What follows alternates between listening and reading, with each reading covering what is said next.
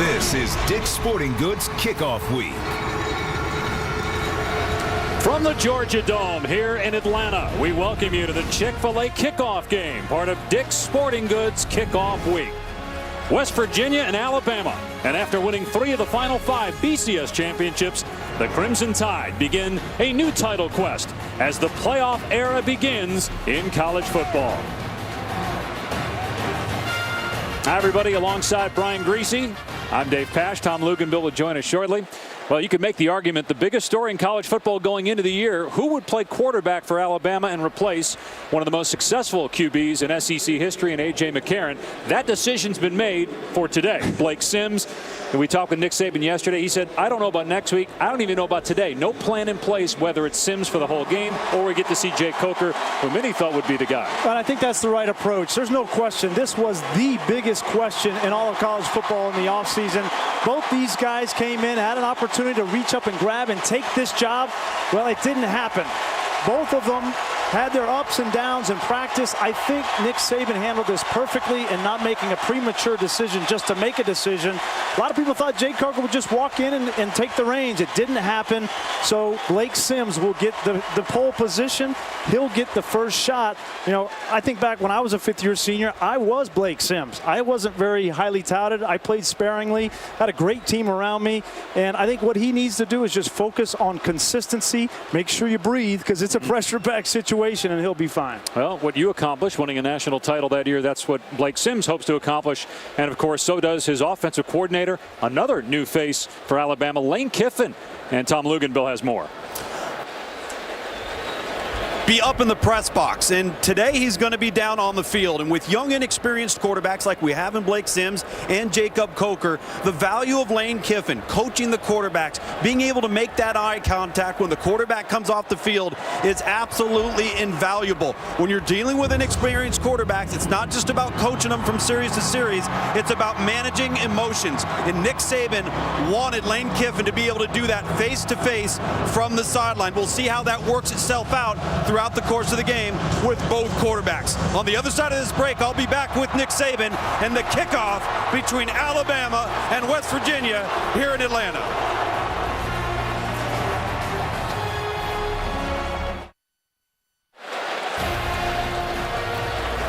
Back in Atlanta, Alabama getting set to take on West Virginia.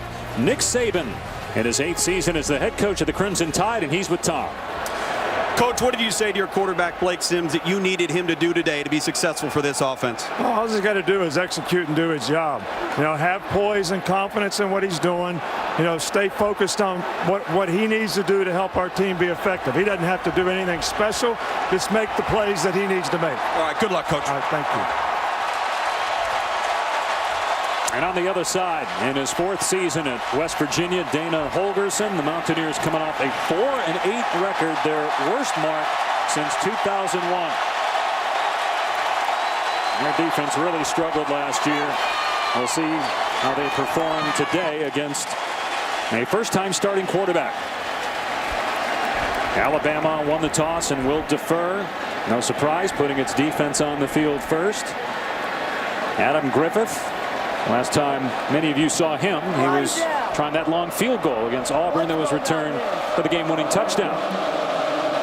Mario Alford, Russell Shell, a transfer from Pitt, is a very good player.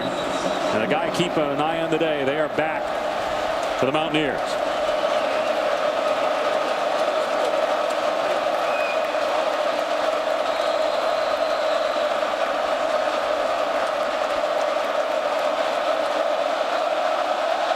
And we're underway from Atlanta. Straddling the goal line is Alford. And he gets drilled shy of the 20-yard line.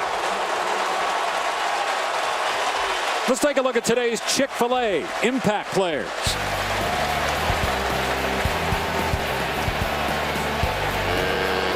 On offense for West Virginia, Russell Shell has got to be a factor in the run game.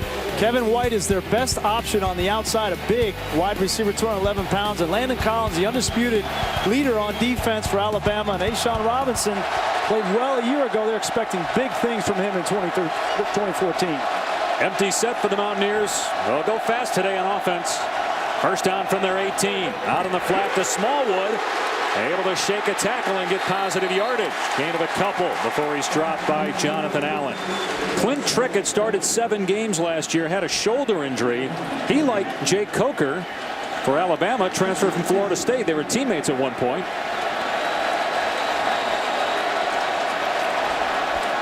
They run it here, and Shell with some room off the left side near the first down at the 27-yard line. They have been really excited about Russell Shell, the transfer. He's got good size. He's got the shiftiness, 215 pounds. They have got to establish some semblance. They're not going to come out and run the ball 45 times in the interior on Alabama, but they've got to establish some semblance to take pressure off of Clint Trickett. Referee signaling it's a first down. And keep in mind, Alabama does not have Trey DePriest today. 1 game suspension for a minor NCAA infraction. Some new players on defense, and this is an offense that Alabama struggled with. Nick Saban told us he expects everybody to try to run some form of spread. We're going to see a lot of younger players with speed out there defensively for Bama. And Shell again, straight ahead of the 35-yard line. It's a gain of 7. DJ Petway on the stop. Back-to-back impressive runs, and this is what West Virginia needs. Positive plays so that they can get the tempo going. They don't get those positive yards, it's hard to have tempo. It's exactly what they wanted to start this game. Get a couple of good positive plays, get Clint Trickett and everybody on offense comfortable. Here's Shell, picks a hole, finds another first down. So far, West Virginia leaning on Alabama's defensive line, running the ball successfully. I think Alabama and everybody that plays West Virginia comes in to play them on offense thinking that it's going to be almost exclusively a perimeter game. Bubble screens, slip screens, those kinds of plays. And so far, it's been the opposite. So 2 first downs already in this possession. Now Trickett going to try to swing it out to Mario Alford. And it's second down. I think it's important to note as well that Alabama, playing these kind of spread teams, will change their personnel up front. They don't play Brandon Ivory at a nose tackle in these kinds of sets. They have Ashawn Robinson playing nose guard, and those guys aren't necessarily used to playing in that position against the run. Another pass play. There's a dangerous guy, Kevin White, who's loose inside the 40. Kevin White, their biggest and maybe their best, certainly the most potential at receiver. It's a big play. First down in Alabama territory, 29 yards. We talked about impact players, and Kevin White's got to be the guy on the outside. Bradley Silv just falls down, and that's going to drive Nick Saban crazy. He's the one coaching those corners. Trickett rolling right, and again finds Kevin White near the 22-yard line. Another solid pickup. Bradley Silv on the coverage, and West Virginia going fast. Well, they were going fast, and now interesting, they get back in the huddle. That's strange to me. You think when you get these kind of positive plays and momentum on offense that Dana Holgorsen would like to just keep that foot on the gas pedal, but you get in these areas, they may want to take a shot, and they may need to huddle up to get it organized. See both backs sprint out wide. Second down and 2. Still plenty of time on the play clock. And Trickett tries to dump it off. It was batted down. And boy, Kevin White was open across the middle. It was deflected by Jaron Reed. It was the right read from Clint Trickett. You'll see White coming from right to left, and Jaron Reed saves a completion and another first down. Big third down here. There's so much talk about Alabama's defense in the offseason after giving up 45 points in a loss in the Sugar Bowl. Here's Wendell Smallwood, and he's got another first down. This methodical drive, already 9 plays, 63 yards in about 2.5 minutes. I think you already see Alabama on the inside. They're going to miss C.J. Mosley. We knew that coming into the year. And then Trey DePriest being out. These young players, Reuben Foster, Reggie Ragland in there. It's affecting their run defense. Those guys are calling the defense today with DePriest out. He talked about Mosley, first-round draft choice of the Ravens. First down in the red zone. And Trickett Kevin White inside the 10 to the 5. It's first and goal for West Virginia after a 14-yard pickup.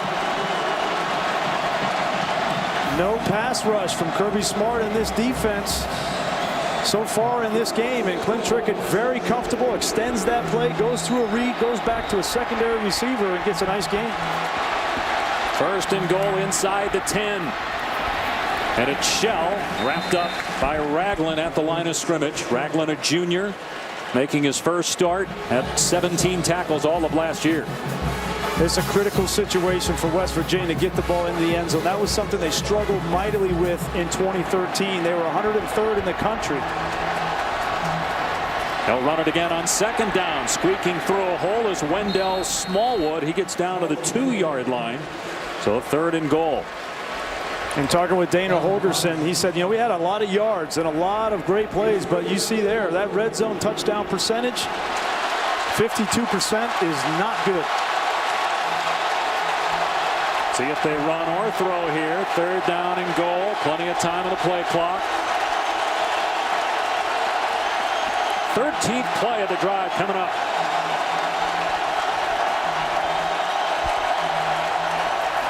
Trickett, fade to the end zone. Incomplete. Going for Alford. Being covered by the guy Nick Saban says might be his most improved defender, Cyrus Jones. And I don't know about that play call. Alford is 5'9". It's not like he's, you know, going to go up and snatch that ball. And this play had no chance. Good job by Cyrus Jones, who, yes, has been, in Nick Saban's opinion, the most improved player on their team from a year ago. Josh Lambert try a short field goal of about 20 yards. Capitalize on that impressive first drive, even though the Mountaineers couldn't punch it in. And West Virginia leads at 3-0. Good start for Dana. I think he would have really liked to have a touchdown, though.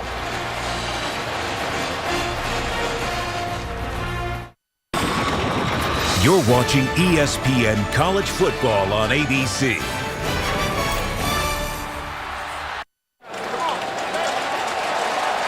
Clint Trickett with several first down throws, 3 catches by Kevin White for 50 yards. It's a 14-play, 79 drive that took 4 minutes.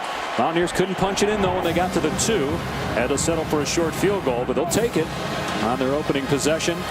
Kirby Smart and Nick Saban during the break talking with Crimson Tide defenders. Yeah, and that's try to settle them down. I think that's what Nick's saying right there, is settle it down. We got some new players. We got Ashawn Robinson playing out of position at nose. You know, 2 new linebackers in there. Let's just settle down, read your keys. He's big on eye discipline, and I think they'll get that figured out.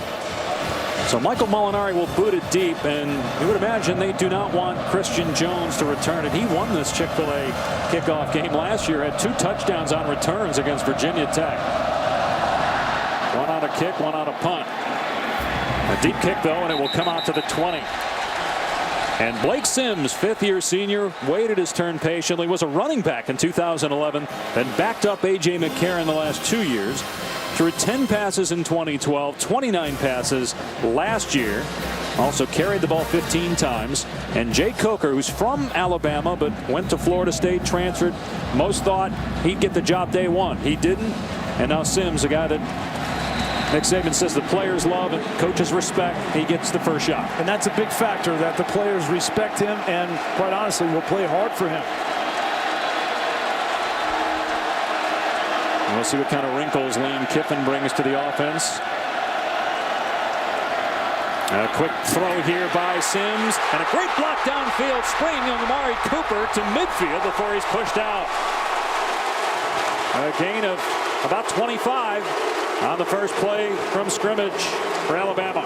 I love that play call to start out. Get the ball in your most explosive player's hands. Amari Cooper get a completion for Blake Sims, but watch the block by DeAndrew White. That is textbook blocking on the perimeter. They work that so much in practice, and that's well done to start the game. Cooper, 45 catches last year. 2 years ago had over 1,000 receiving yards, a freshman record at Alabama. Sims to the air again, finding Cooper again. And brought down inside the 45-yard line by Darryl Worley, who will be matched up with Cooper throughout the game. It's hard to imagine how much pressure is on Blake Sims in this game. The quarterback position for Alabama, you could argue, is the most high-profile position in all of college football with the success that they've had. And to come out this way, get 2 early completions, really like that approach from Lane Kiffin. And quite frankly, to calm Lane Kiffin down as well. Gain of 7 on that last play after 24 on the previous. They're going to run it here with big Derrick Henry, who picks up the first down inside the 40. At 6'3", 240 pounds, he averaged 11 yards a carry last year. And there's no secret about what Alabama wants to do in this game. Yes, they will distribute the ball to some of the best skill in all of college football, but they're going to come downhill at West Virginia, who runs that 3-3-5 defense and is susceptible to that downhill running game. You got Henry, Drake, and of course TJ Yeldon, back-to-back 1,000-yard rushing seasons. Sims eludes pressure and hits White toward the sideline, wrapped up and thrown down by Chestnut. So a gain of about 3 yards there to the 33-yard line.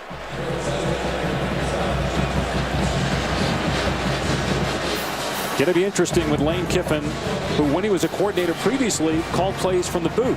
But as a head coach, when he called plays, he was down on the field. That's where he's going to be this year. Yeah, and I think that's the right decision, both from Nick Saban's perspective as well as Lane Kiffin. You got to be down there for an emotional standpoint to get a young offense at the quarterback position settled down in situations. Here's TJ Yeldon off the edge. Stretches to the 30-yard line. KJ Dillon on the tackle. But not only that, you know, in talking with Coach Saban last night, he really felt like the ability to communicate through Lane Kiffin being down on the sideline was going to benefit their offense, to anticipate what they were going to do on the next drive, to be able to talk to the linemen, the running backs. He said, you're the one installing the plays and has the relationship with all these players. They need to see your face down here on the sideline, and I think Lane Kiffin agrees with him. 3rd down and 4. Sims with time, and that pass incomplete. Try to hit Cooper, and it's 4th down, and Bama will try a field goal. Great read, poor throw.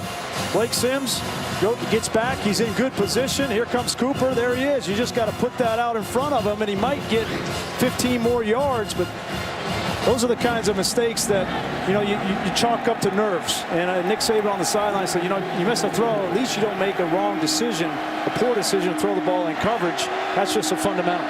Adam Griffith made just 1 field goal last year,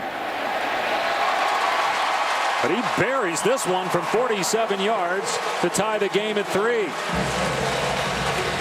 Alabama had some big plays on that opening drive, but the drive stalled on 3rd down and 4.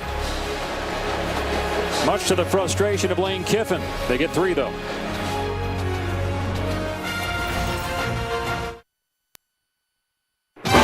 ABC's Afternoon College Football, brought to you by Nissan. Get to Nissan's Bottom Line event today for our most exciting lineup. Shop ChooseNissan.com. Buffalo Wild Wings, wings, beers, sports. And Pacific Life. For insurance, annuities, and investments, choose Pacific Life, the power to help you succeed. For Brian Greasy, Tom Luganbill, Dave Pash back in Atlanta. First time since playing Johnny Manziel and A&M week 3 of last year that Alabama's defense allows points at all on that first drive. And West Virginia marched down the field. Their drive stalled at the 2.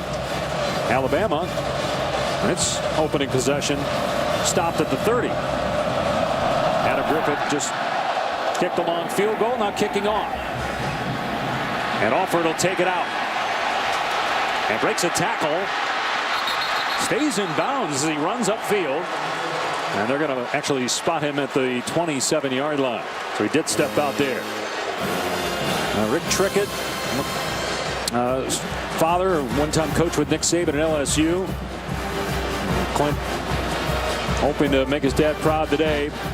4 of 7 on that opening drive. You know, I think the big thing with Clint Trickett and Dana Holgorsen was telling us last night, it's been a night and day difference. His recognition and his understanding of this up-pace air raid offense last year to this year, operating at a much faster pace than Dana's excited about. Trickett trying to set up the screen to Smallwood. Excellent blocking. Smallwood out past the 40. A gain of 14 before Cyrus Jones gets him out of bounds. Great blocking on the screen by the offensive line. That's normally the key. The center, Tyler Orlovsky, gets outside and gets a block on Reuben Foster, which springs the outside.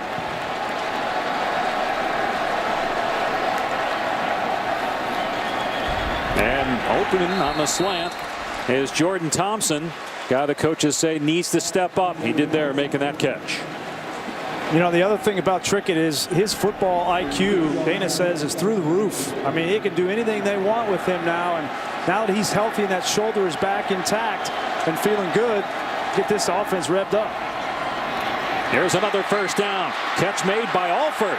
Going off his speed, getting past Cyrus Jones inside the 40. You know, the other thing, these receivers now have experience. Remember last year, they're trying to replace Tavon Austin and Stedman Bailey. Trickett was working with a lot of new faces. Now these guys have reps. Now it's a 17-yard pickup.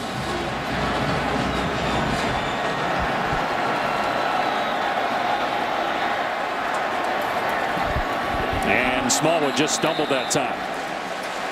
May have gotten back to the line of scrimmage. And that's a big play, too, because it allows Alabama to substitute. You see guys coming off. West Virginia substitutes. Alabama finally gets an opportunity to substitute. And those big guys up front, they're looking for some water on the sideline. Naturally lost a yard, so second down and 11. Again, empty set as those backs split wide. Alabama's confused.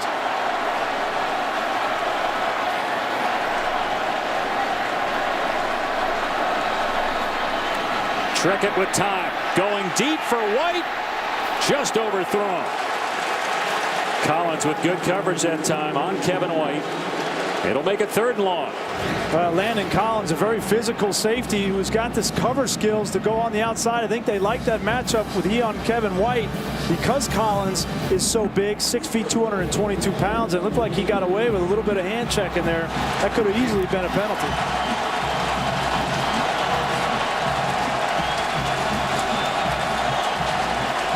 Third and 11 here. You got to be smart. If you're Trickett, you get 5 or 6 yards, you can attempt a field goal. If you take a sack, you got to punt. Yeah, their kicker as long as 50, so they can get it to around the 32. They have a shot. Trickett in trouble and sacked at the 43-yard line. Xavier Dixon. 4th down.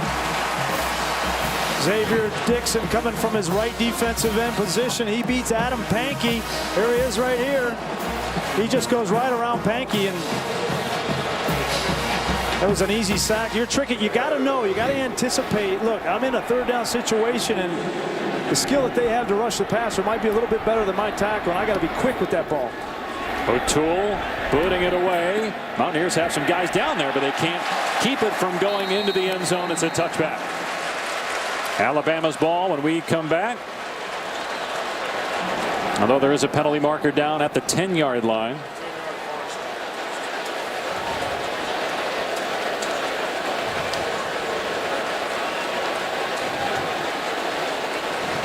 ACC crew today, and we're going to see games where we have an 8th official this year, but because this is a interconference matchup, going to be 7 officials, and you'll see an extra one in some illegal ACC block games. in the back on the return team. Half a distance to the goal, 1st down. And David Epperly pointing the wrong way, but it's against Alabama. So they'll be backed up on this drive after getting a sack to stop West Virginia and force a punt. 3-3 here in Atlanta.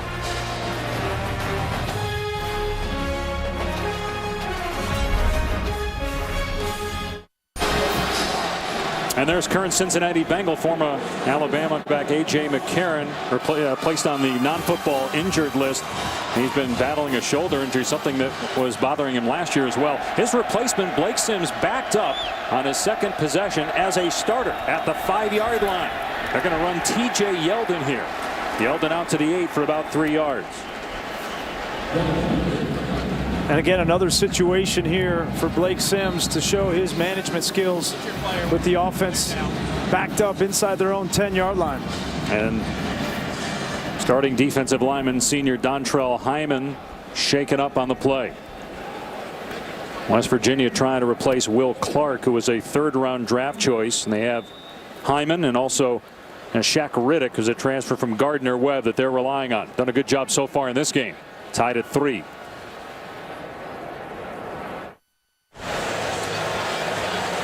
Tonight on ABC, the defending champs, Florida State, Heisman Trophy winner Jameis Winston, and the Cowboys Classic, part of Dick's Sporting Goods kickoff week. Oklahoma State looking to pull the upset, 8 Eastern on ABC. Dontrell Hyman was shaken up on the previous play, but walked for the most part and under his own power. 2nd down and 7. So far, Blake Sims 3 of 4 passing.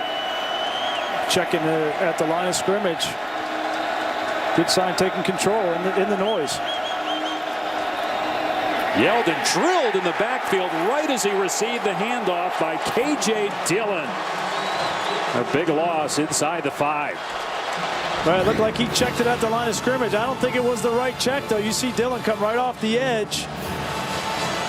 A lot of times, quarterbacks and offensive coordinators, they will check a run to one side of the field or the other based on where you think the blitz is coming from. And that time, Blake Sims guessed wrong. There's true freshman left tackle Cam Robinson, #1 rated tackle, according to our own Tom Luganville. Now penalty flag. I think they had too many guys on the field. Dana Holgerson was trying to call a timeout. Yeah, they had 12 guys out there on defense. He did get the timeout. West Virginia, their first timeout of the half will be a 30-second timeout. So it remains 3rd down and 11. We'll see how Blake Sims handles this. A new challenge presents itself with every play for a first-time starting quarterback. Let's take a look at, when talking with Nick Saban, his 3 keys for success as a quarterback in his offense. Yeah, well, we asked him, how are you going to judge whether it's Blake Sims or Jacob Coker in this game? And he had 3 things. He said, you know what? They need to process information very quickly. There's a lot of things coming at the quarterback, rapid fire. They've got to handle all of that and get everybody in the right play. Then it's judgment. And we know this about Nick Saban. Protect the football, protect your defense. Don't make that catastrophic error. And then the last thing is leadership. And, you know, that's underrated so much in college football and pro football. But the thing that jumps out to me, Dave, about that list, there's no arm strength on there. There's no speed and mobility and escapability and all those things. All those things are from the neck up. And I think that's what's going to make the difference between who gets this job going forward. He's going to throw from his end zone and has time and has a completion right at the 1st down marker. Amari Cooper on the catch at the 15-yard line. Worley and Joseph teamed up on the tackle. And he's short, or is he? No, they first down. They gave it to him. I mean, you can't jam Amari Cooper at the line of scrimmage. And Darryl Worley is the best corner on the West Virginia team. And unfortunately for West Virginia, he has no shot at staying with Amari Cooper at the line of scrimmage. A little surprised they didn't measure there. They just gave him the first down. But no argument from the West Virginia sideline. Got a 2-back set here, with Fowler as the fullback. Yeldon behind him. Yeldon bounces it to the outside and chopped down at the 19. No, guys, I don't know if we can devalue how important that throw was from Blake Sims, backed up into his own end zone from a confidence standpoint, and also from how his teammates view him under pressure in a situation where they've got to get out and they've got to get something going. This is not an offense in rhythm right now. They've got to set the tone, get the momentum back onto their sideline, as we see Lane Kiffin right now interacting with Blake Sims, and he's been in the huddle with Nick Saban off of the sideline each and every time, dealing with this football team on the little things, little nuances from the receiver, talking to Amari Cooper, making sure they're setting pass protections between the back, the quarterback, and then certainly with a true freshman left tackle, Cam Robinson. But it's about rhythm. And Brian, we talked about rhythm with Nick Saban, and that was really the key as to why Blake Sims got the starting nod. He just was instinctively doing things in a rhythmic fashion that Jacob Coker was not there yet. Yeah, it's a great point, Lugs. I mean, it's something for a quarterback on 3rd and 11 with your feet in your own end zone to stand in there and fire across the middle of the field and get a conversion. That'll do wonders for someone's confidence. They'll run it on 2nd down and 6. And Yeldon gets out to the 23. Terrell Chestnut was banged up on the previous play. Now that could be important because West Virginia already without Ishmael Banks, one of their better corners, he's suspended. So now you're down 2 guys at that position for a key 3rd down and 2. I think any time that Alabama gets in a 3rd and 4 or less, you're going to get a run. Yeldon, Henry, one of those guys. They feel very confident in converting in those situations. You saw Sims there directing traffic. That's Yeldon. Play clock down to 5. Going to be a pass play. Pressure off the edge. And Sims gets rid of it to Cooper. It's a 1st down to the 27. Well, Sims took a shot too, but released it just in time. Yeah, a little bit of confusion there on the protection. They had a free rusher from the outside on the left. You see it very late. TJ Yeldon was getting back outside, and Blake Sims was lucky to get that ball out. Able to pick up the 1st down. Only 1 incompletion for Sims so far.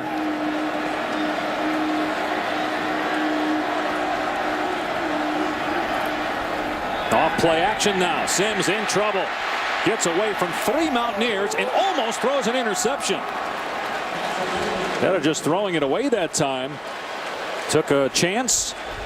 He was being pressured by 3 Mountaineers on that far sideline. 2nd down. That was a good play by Blake Sims. They had a jailbreak up front, and he's just trying to throw this football away. Now, as he gets more reps at it, he'll understand that if I'm outside the pocket, I can fire that thing into row 37 and I'll be fine.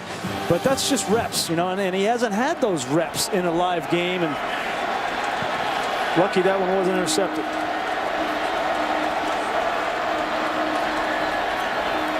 They'll run on 2nd down. Off the edge, Yeldon. A terrific back.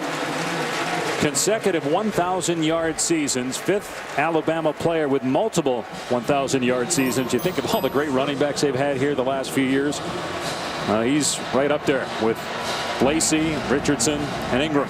Yeah, the thing that jumped out on film, and when I watched him in practice last week, is, you know, he has the size, over 220 pounds, is his feet. You know, when they go through those bag drills as a running back, he had the best feet of anybody on the team, and that's really amazing and very useful, making cuts in traffic in the holes in the middle of the field.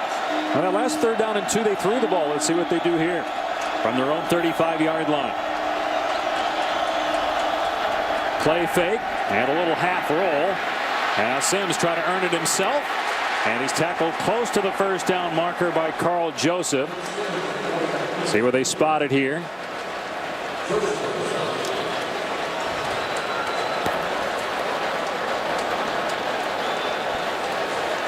They're going to measure this one. You know, that's a play where Lane Kiffin calls a naked, and he's calling a naked thinking that at worst Blake's going to drop the ball to the flat route and get a 1st down, right? And I think right there he had the flat route, and Blake didn't get back to it, tried to make a play on his own, and may have come up a little bit short. You know, you see the relationship there with Saban and Kiffin. A lot of people, when that decision was made to hire Lane Kiffin, wondered, really? It just didn't seem like a fit. But Lane Kiffin is someone that's been on Nick Saban's radar for a while. It is a 1st down. In fact, Lane told us yesterday that, you know, back when he was at USC as an assistant coach, Saban had reached out to him a couple times, respected Kiffin as a play caller and an offensive mind, and he hired him this offseason to replace Doug Nussmeier. Well, I think the thing that stood out to me in our conversation with Nick was that there's not a whole lot of pro-style offensive coordinators in college football to choose from. Yeah. You know, everybody's running the spread offense, and he really valued Lane Kiffin, his approach as a pro-style coach. Henry on first down leaps to the 40-yard line for 3. Saban told us he thought about going with some spread principles because so many teams were doing it, but just didn't want to make that transition in part because of personnel. I don't think he thought very long about it. You know who Nick Saban is down to his core, and he wants to run the football, be big and physical, and he said, you know, teams are having trouble now preparing for us because everybody has the skill to run the spread offense.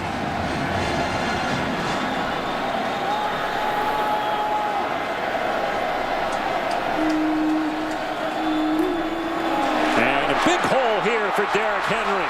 Able to break an ankle tackle and reach the 45-yard line of West Virginia. Great job on the weak side of that offensive line. You're going to see O.J. Howard and Cam Robinson, the true freshmen. They're right here. They get a great slip block up to the linebacker, and good vision by Derrick Henry to cut that ball back. And when he gets in the open field, he is hard to tackle. You can't go after his legs because his legs are so long. He just picks up his knees and you whiff. 18 yards on that play. All-time leading rusher in high school, over 12,000 yards in high school. They go 2 back again. That's a ultimate heavy package for those 2 guys in the backfield. Henry at 240 behind his 250-pound fullback inside the 45-yard line. Final seconds here of the opening quarter. Surprised by what you've seen so far? If you're Dana Holgorsen, you got to be thrilled that your offense has come out and moved the football. They didn't convert in the end zone on that first drive, but to be tied 3-3 with Alabama after the first quarter, he's got to be very happy.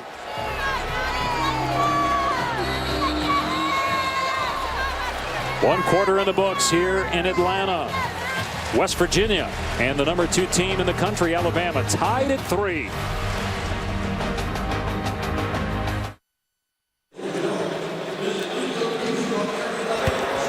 Celebrating its 10th year sponsoring the Good Hands Field Goal Nets, Allstate makes contributions to participating universities' general scholarship funds for each field goal and extra point kick. Since 2005, Allstate has contributed $3.4 million in scholarship funds. Earlier today here in Atlanta, Steve Robinson of Chick-fil-A presented checks in the amount of $50,000 to the scholarship funds of both universities. School presidents Dr. Judy Bonner of Alabama, Dr. E. Gordon Gee of West Virginia on hand for the presentation. Today, Chick-fil-A has also awarded over $30 million in college scholarships to restaurant employees. You know, Alabama crosses the 50-yard line here. Prime opportunity to take a play-action shot over the top, maybe to Amari Cooper. And some movement up front. Contact by the defensive line on the center, Ryan Kelly.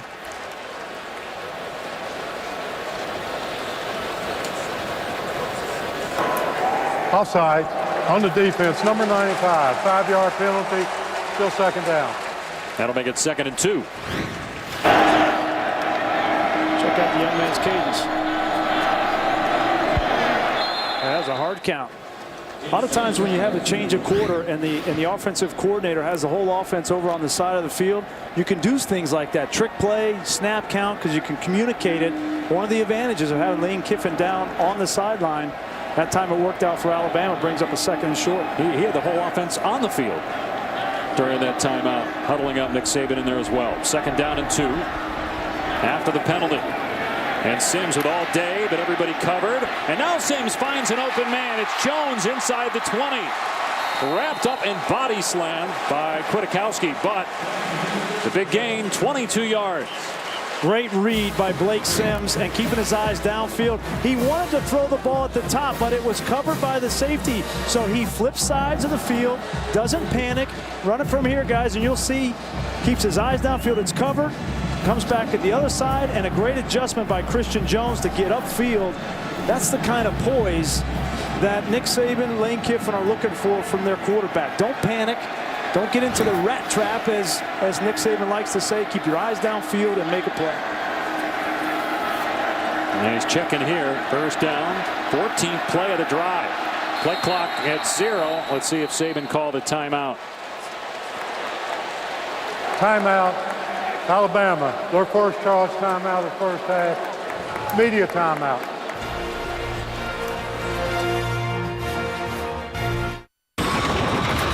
Welcome back to ESPN College Football on ABC.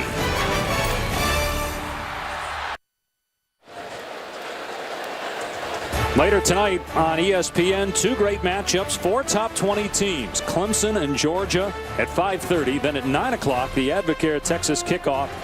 It's the only Big Ten SEC matchup of the season. Wisconsin and LSU. ESPN College Football Primetime presented by Hampton Hotels. This is earlier.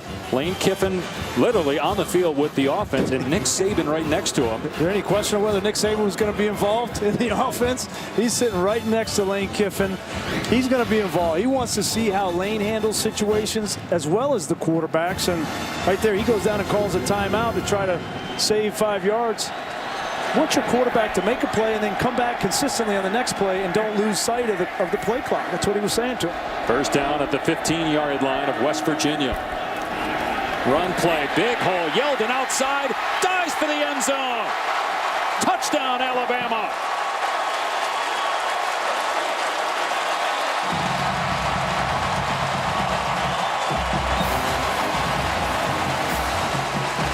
$14 rushing touchdowns last year. Great and effort. Number one in 2014 for TJ Yeldon. One of the things that makes him so special is his body control. With his feet in the air, being able to get around the pylon. We've seen that time and time again from TJ Yeldon. It's a big reason why he's one of the best backs in the country. 95-yard drive. Remember, Blake Sims had a big completion from deep in his own end zone to keep that drive alive. They're looking at this just to make sure that he kept the foot in bounds, but as we showed you, clearly he was in. It's a touchdown, Alabama's first lead of the game. There's 3-0 West Virginia. When the Mountaineers couldn't punch it in from 2 yards out. And then Alabama scored the last 9, looking to make it 10 straight with the point after by Griffith.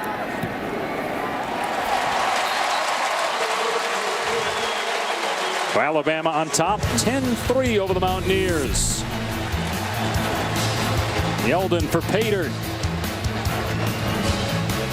Lane Kiffin dialing it up for the tie.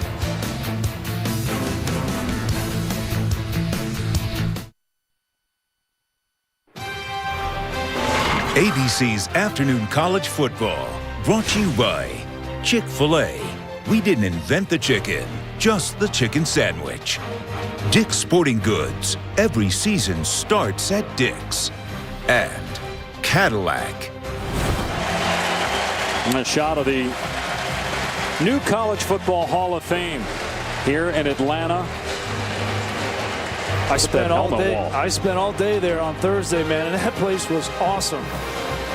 There's so much interactive technologies, and so many of they integrated the old school with the new school in a way that was really cool. I recommend if you're ever in Atlanta, check it out. That was a 7-minute drive by Alabama. 30 yards for Yeldon on that possession, and the Crimson Tide on top. And a deep kick that'll come out to the 25 for West Virginia. But first, let's go back to the studio. All right, Dave. Taco Bell studio update right now on the SEC Network.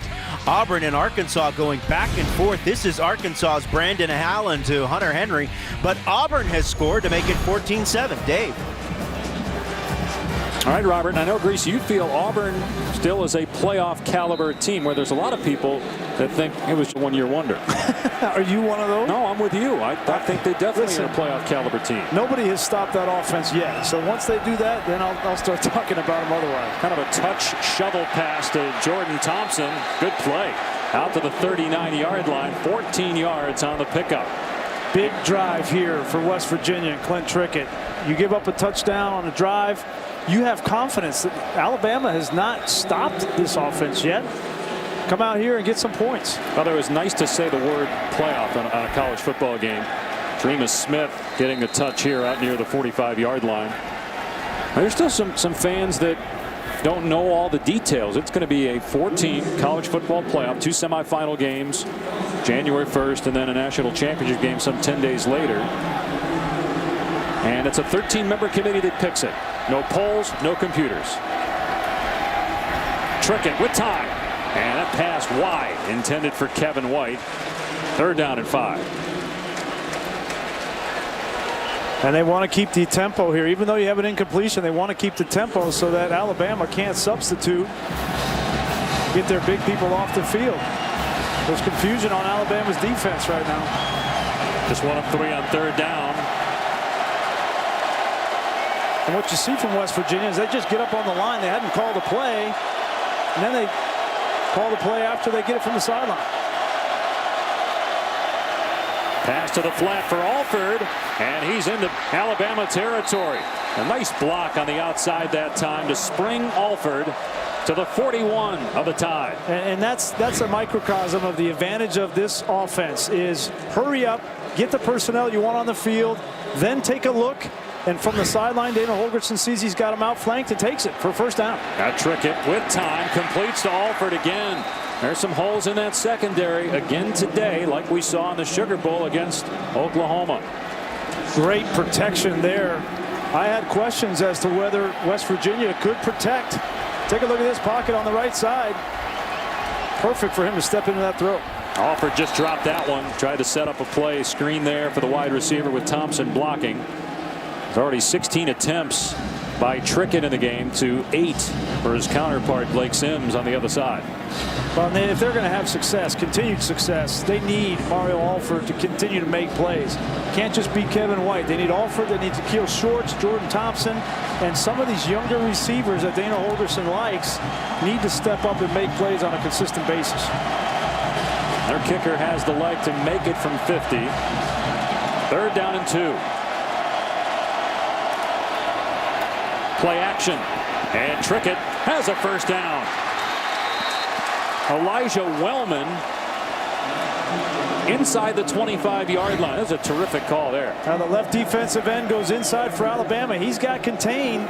Looked like it may have been Denzel Duvall. He lost contain, and that was an easy conversion for West Virginia.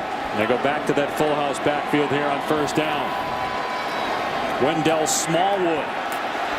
He's inside the 20, dragged down by Reggie Ragland at the 19-yard line. So a gain of 3 or 4 on 1st down.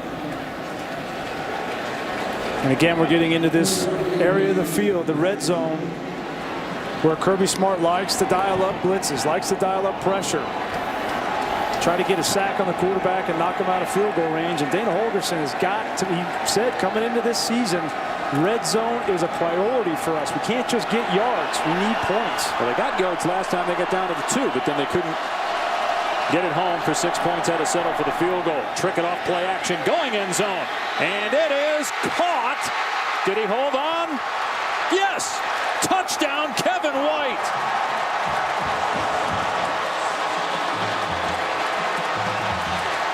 What a grab with Bradley Silv all over him. Kevin White with star potential, a terrific catch.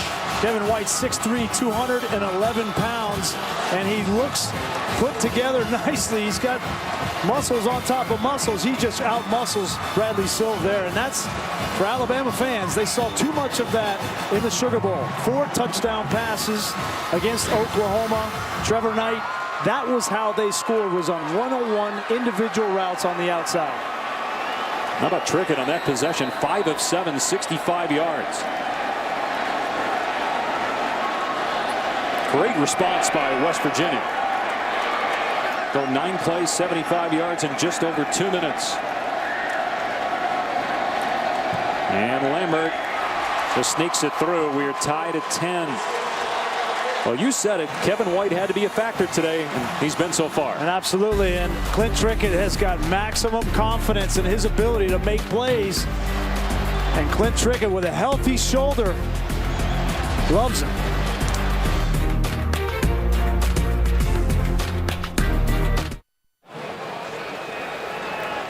A touchdown catch by Kevin White ties the game at 10. Clint Trickett throwing for 155 yards so far. Today's Aflac trivia question: Nick Saban 15-3 in his career in season openers, perfect at Alabama. So who was the last team to defeat a Saban coach team to start a season? Oh, I'm going to say it was when he was at Michigan State. yeah, I was going to say you got to go probably back out of the SEC. I don't think he lost him as at LSU. But maybe. Well, some folks in the truck just said When you said that, so there's some doubters as to whether we're accurate. Michigan State played Notre Dame a few. I thought they played them early in the year. Early second quarter here in Atlanta, tied at 10. Dave Pasch, Brian Greasy, Tom Luginbill. And some intriguing opening weekend games, including this one. It'll come out to the 25 here for Alabama. As we said, each possession poses new challenges for Blake Sims and for Lane Kiffin. See how they handle this with West Virginia responding nicely. So far, Blake Sims 6 of 8, 70 yards. I think it's important to note, there's no Jacob Coker. There's no even mention of Jacob Coker. You don't see him warming up the sideline. I think what they decided was Blake Sims, this was his game. And if he went out and performed and ran the offense and was efficient and managed the game, that he's going to stay in there. And so far, Lane Kiffin and Nick Saban have been happy with what they've seen from number 6. It's really the defense right now that's the issue. Run play to Drake, and he gets nothing. The Mountaineers flocked to the football that time. Carl Joseph was the first man there. A minimal gain on first down. Drake, one of those other talented running backs that Alabama has at its stable, but couldn't get running room there off the right side. Well, this West Virginia defense was downright awful last year. They were 9th in the Big 12. They gave up 455 yards a game, and so they came into this game knowing that it was going to be a stiff challenge, but so far they've been up to the challenge. Play action. Sims rolling out and fires. Incomplete. Boy, DeAndre White was wide open. Sims would like to have that one back. It's 3rd down and 9. Yeah, he's wide open. It's just it's a naked here. It's one read. You're going to see DeAndre White coming from right to left. And this is a throw you got to make. And I think you get in those situations and a guy is so wide open and you see Blake react. He's so wide open that sometimes you pull the string on it and it goes haywire. But he's had 2 of those so far that he'd like to have back. Now it's 3rd down and 9.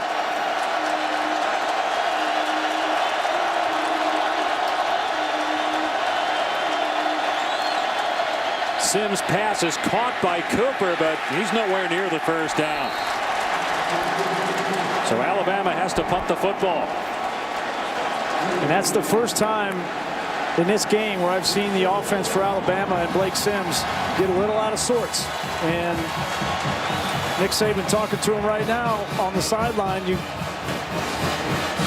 have one bad play and you got to forget about it and come back and make the next play. And I think Lane Kiffin was just trying to get out of Dodge and punt the football away. First collegiate punt for J.K. Scott, a true freshman, about 6'5", 155.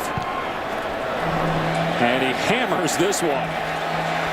Jordan Thompson fields it at his 10, wrapped up. They'll mark him down at the 6-yard line. Quite a debut for the true freshman from Denver.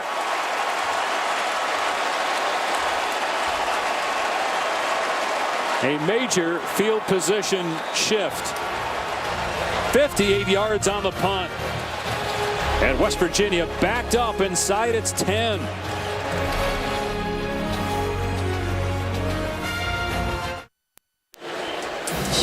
Welcome back to Atlanta. Let's answer our Aflac trivia question. The last time Nick Saban was knocked off in a season opener, you and I were wrong. We thought it was back when he was in East Lansing, but it was at LSU in 2002 against Virginia Tech. Wasn't long after that they won a national title. And then, of course, he's won 3 with the Crimson Tide. 3 of the final 5 BCS championships. West Virginia on first down. A big hole again running the football. They can't bring Shell down. He's out near the 20-yard line for 14 yards. Well, they're going to put the hammer down. West Virginia is on offense. Look at the speed now. Look at Alabama on defense. Looking to the sideline. They haven't lined up yet. They have got Alabama on their heels. Run pass. West Virginia's in control of the pace of this game. Now trick it to the air. And a dangerous pass there. Ragland was all over Cody Clay, but it's incomplete. And this has been one of the discussions in the offseason. How will Alabama defend spread offenses after what Oklahoma did, and obviously Johnny Manziel and Auburn? Now, those are teams with pretty good quarterbacks. Clint Trickett has played well so far in this game. I think they're running between the tackles against Alabama. How much success West Virginia's had, that's surprising. Well, and to be fair, Alabama's played more than just A&M and Oklahoma. They played Ole Miss, who's an up-tempo, and they throttled them. So talent has something to do with it. Shell brought down from behind at the 23-yard line. A gain of 3 that time. Jaron Reed on the stop. But to your point, I think the biggest difference is that Kirby Smart and Nick Saban have to play different on the interior of their defensive line. They can't have the big run stuffers, Brandon Ivory types in there. They've got to play smaller players like Petway and Jonathan Allen on the inside of that defensive line so that they can chase down screens and be athletic enough to stay on the field for 8 or 9 plays. Tide looking to steal back momentum here and get a stop. Empty set on 3rd down and 7. Here comes a middle screen and open. Smallwood got the first down. Leveled at the 36-yard line. But West Virginia, another 3rd down conversion. Great block by the center, Orlowski. Take a look at him right in the middle of the screen. He's going to get out on the 2nd level. This is well designed. He gets the block on the linebacker. It gets a big first down. They go right back to the ground this time. Smith is stuck after a gain of a couple by Jonathan Allen making his first start. Alabama lost a lot on defense, but they also have a lot of guys back, including Allen. Played some last year as a freshman. And you hear a lot about how important that first down is in the no huddle, because now you get those guys, those defensive linemen that are in their 5th and 6th play where they start to get tired.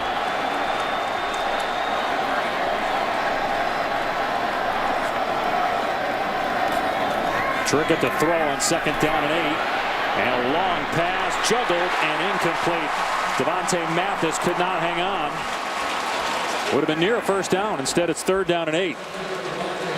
Yeah, the room for error for West Virginia on offense is pretty small. You got to make those plays. And Dana Holgorsen was saying he's looking for another wide receiver or 2 between Mathis and Logan Moore, Vernon Davis, KJ Myers, one of them. Trickett gets rid of it. Incomplete. Intended for Smith. So Alabama's defense steps up after giving up a first down and forces a West Virginia punt. And this is where Trickett, and his leadership, being a 5th-year guy, can really begin to affect some of these younger players that need to step up and make plays. You can't accept dropping the ball like that. If I'm Clint Trickett on that sideline, I'm going up to each and every one of those guys and say, we have an opportunity to be in this game, but you have got to make those plays. Christian Jones is deep. And the fair catch signal, and the fair catch made inside the 12-yard line. Good punt.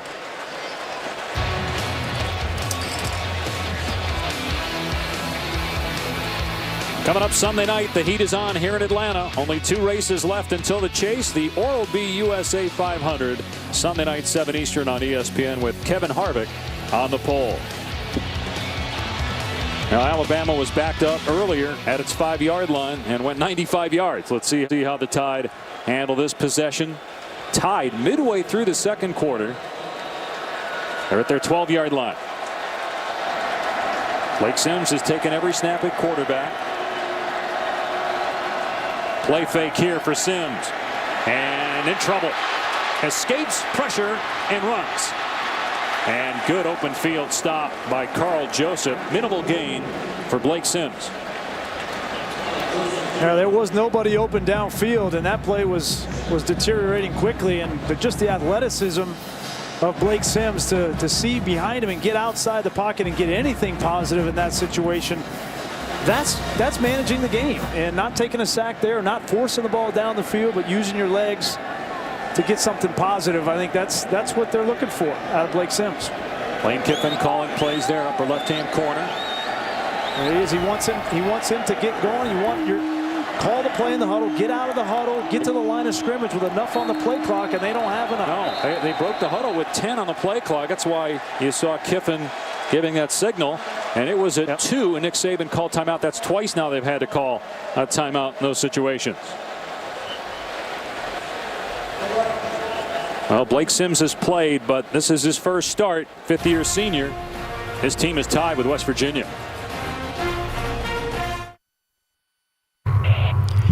I'm Robert Flores with his AT&T Inside the Headset. Notre Dame and Rice. Good call dialed up by Brian Kelly. Everett Golson to William Fuller. 75-yard touchdown. Notre Dame leading Rice 14-7 at South Bend. And Dave, of course, this is Everett Golson's first game since losing to Alabama in the national title game a couple of seasons ago. Yeah, not eligible, Robert, last year, but he's back for the Irish. Meanwhile, Alabama, after having to call a timeout, facing a 2nd and 8, now a penalty marker down. False start. Offense, number 84. 5-yard penalty, 2nd down. Brian Vogler commits the penalty. What's really bad out of a timeout. Yeah, no, it's you communicate the play. There shouldn't be any questions as to what the play is, and that's just a mental error on Vogler.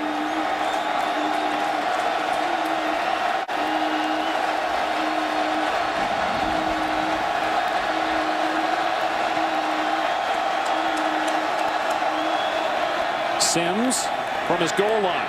Everybody covered again. Sims takes off. And a good tackle again in the open field by Kwiatkowski. Been hard for Sims to get loose. You know, in that situation, typically that you have an outlet, you have a check down. There was no check down and nobody was open downfield. I wonder if that's a miscommunication. You look at Blake Sims. He's getting the play now to take you through what he has to go through. He's getting the play from the sideline. Then he's looking at his wristband. You gotta make sure you call this play accurately. There's a lot of words that go in, 20 to 25 words, and you come out of the huddle. You got to make sure everybody's lined up right. You might have motion. You got to check the play clock. There's a lot of thinking going on for a quarterback. Here he is on 3rd down and 7, and Sims finds Cooper. Cooper gets the first down and more.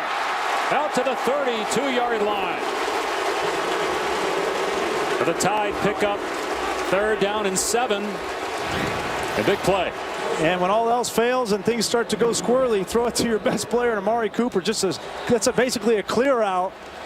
You clear out one side of the field and you bring Cooper underneath in man-to-man coverage. And Worley, as we mentioned, just can't stick with Amari Cooper. The gain of 17 yards. By the way, I did notice on the sideline that for the first time, Jacob Coker, the backup quarterback, was warming up, had his helmet on, was throwing the ball on the sideline. We'll see what that means. 6 minutes to go in the half. Here's big Derrick Henry trying to cut it back. Runs into a wall of West Virginia defenders at the 35, so a 3-yard pickup. Wes Tonkery was the first man to greet him. And this is a change up here. It looks like Lane Kiffin wants to go a no huddle, which I would not have expected in this situation with a quarterback that's pretty fresh. Sims to the air, and it's pulled in by Cooper for a first down. Amari Cooper battled some injuries last year and had 14 fewer catches than he did as a freshman. Got 10 yards on this play. You watch him in practice and you watch him in games last year. He's one of the smoothest players in all of college football. When you see smooth players like that get out of their cuts, they're going to make a lot of plays. Henry finds a gap into West Virginia territory. Picked up 9 yards there before he's brought down by Joseph and Hyman. You know, maybe Lane Kiffin and Nick Saban here think that you need to get a little momentum on offense and a little bit of rhythm. So you go a couple of plays in the no huddle and keep the defense off balance. Now they're back in the huddle. This is kind of interesting to watch. We wondered how this offense would be different with Lane Kiffin, or how it would be the same. And I think what you've seen is 2 back, run the football, play action, mix in a little bit of no huddle. There's some more audibles than I saw last year with this team, so a little bit different. 2nd down and 2, little pistol formation. Henry trying to bounce it to the outside, cannot get the first down. Brought down by Kwiatkowski, Wachuku in there as well.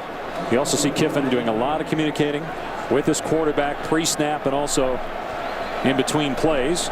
Nick Saban's been over there a lot next to Lane as well on the sideline. Well, Nick said he wasn't going to try to communicate in series, but he's been there every play. Can't imagine he's not saying anything. 3rd down and a long yard. Power football, and Yeldon able to push past the marker and get the first down. Nearing 4 minutes to go. here in the first half, tied at 10. Alabama with 1 timeout remaining. Now they get quickly up to the line.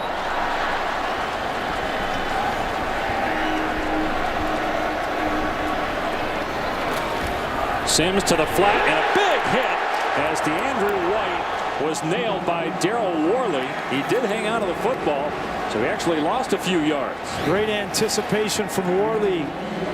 Mari Cooper takes a false step and misses that block on the inside, and Worley is lucky. Alabama's lucky that wasn't a fumble from DeAndre White. Good job just holding on to that football. A loss of 3 on the play.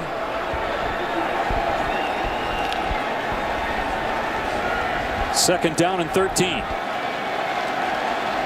West Virginia with over 200 yards of total offense. Alabama at 188 here in the first half. Sims, and that one's juggled and incomplete. White couldn't hang on. So it brings up 3rd down and 13. KJ Dillon was on the coverage that time. White could not make the catch. It's 3rd down and 12 here. I fully expect Tony Gibson, defensive coordinator for West Virginia, to try to bring some pressure, try to heat up a young quarterback, try to confuse him. It's a great opportunity for him and Tom Bradley to dial something up.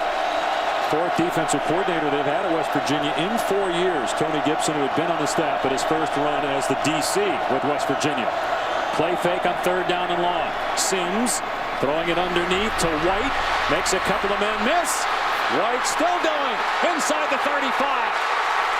Inside the 20-yard line. And finally knocked out of bounds. Great run after the catch by DeAndre White. 38 yards. And how many times did we see that from the West Virginia defense last year? You get the throw underneath, you just got to come up and make the tackle, and then you're getting off the field. But 3, 4, 5 guys miss DeAndre White. Great effort on his part, but West Virginia played that perfectly, just couldn't come up and make the tackle. And now they've got a couple guys down. Actually, one guy, it looks like it's KJ Dillon, who's shaken up on the play. But now, instead of getting the ball back with 2 timeouts, some time on the clock to move down the field, maybe get more points before the break, you're looking at giving up points.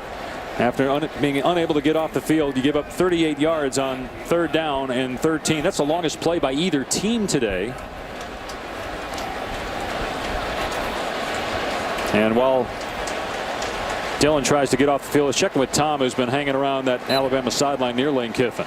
Yeah, and just seeing Nick Saban walk up to Blake Sim, give him some words of encouragement, slap a 5. But it's really been Lane Kiffin's demeanor, whether there's been peaks and valleys in this first half. He's maintained the same level-headed poise on the sideline. And your players are going to emulate that. So with that big play right there, he wasn't caught up in it. He immediately turned around to the sideline, tried to locate his next personnel grouping for their red zone package, and off we go. Good calm and control from Lane Kiffin. And a 1st down and goal at the West Virginia 8-yard line.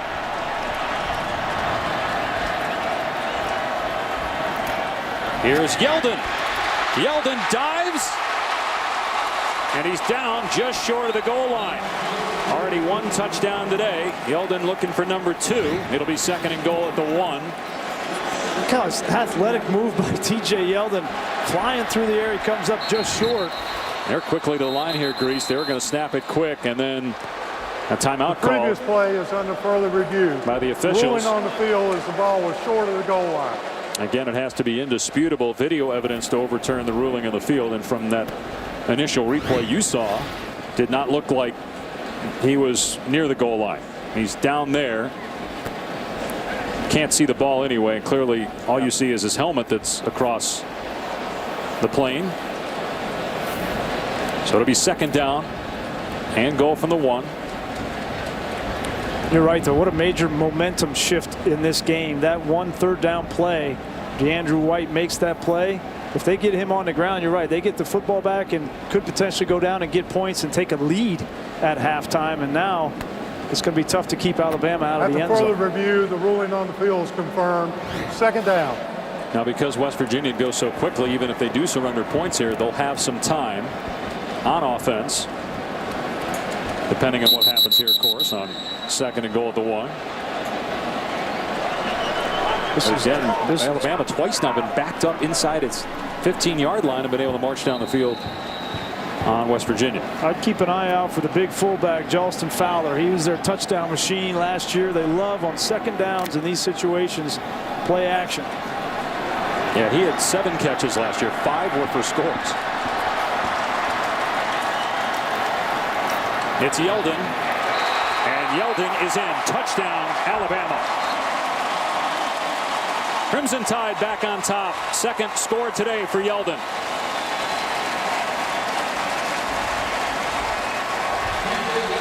And Alabama fans may mark that drive down in this season because didn't start out very well. It was shaky from Blake Sims. We saw Jacob Coker get his helmet on, start warming up, and then a big play to DeAndrew White may have changed the complexion of that position in this game.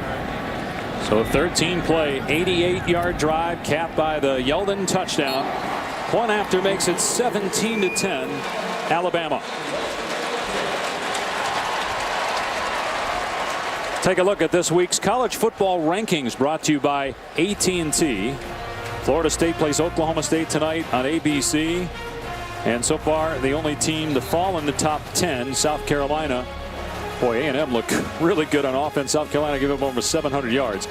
Again, the rankings are not supposed to be a factor when the committee starts to meet and starts to select their rankings late October.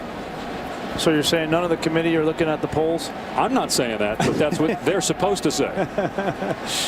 Now, you've got 13 members on the committee, including Oliver Luck, who's the athletic director at West Virginia. And we had a chance to chat with him yesterday. He said he'll be watching as many games as he can. All the members of the committee have been given iPads to watch games.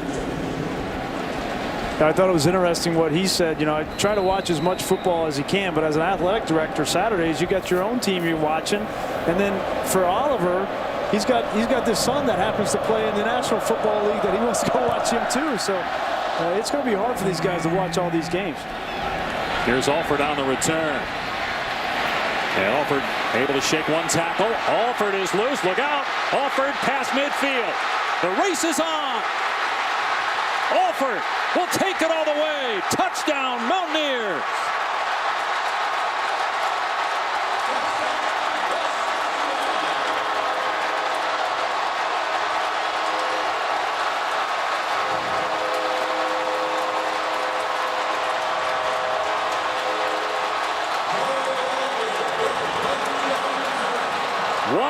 Yard kickoff return for a touchdown by Alford.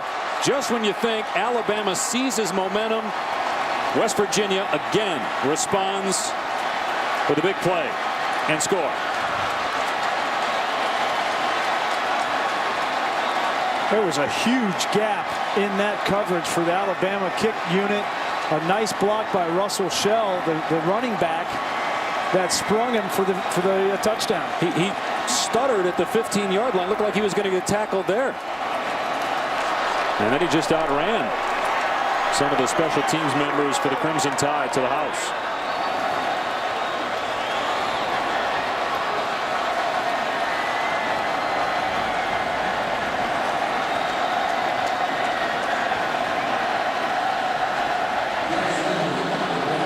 Now they were looking just to make sure that he didn't step out of bounds at any point.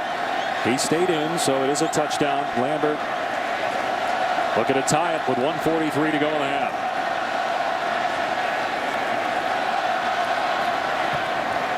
And all even at 17. Take a look at this highway to the end zone that Mario Alford had. Great blocking at the point of attack, and then one little stutter step, you're right, and then gets around the outside.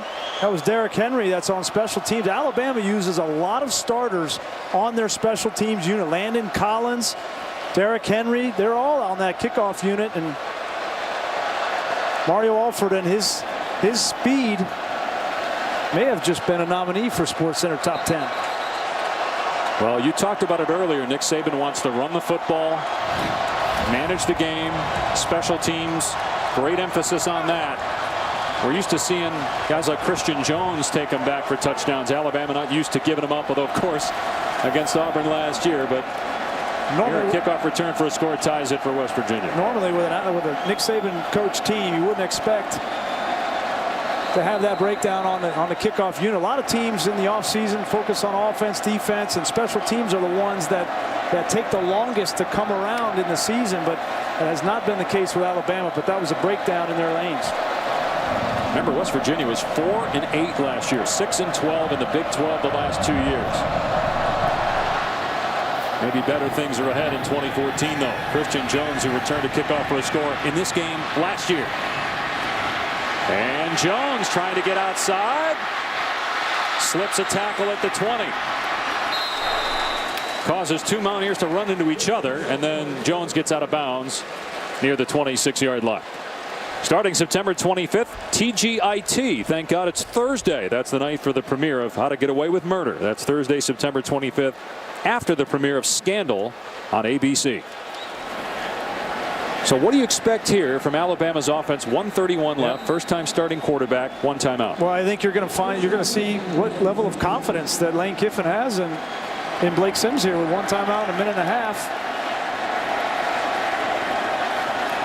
They're going to keep it on the ground on first down, and there's no running room for TJ Yeldon.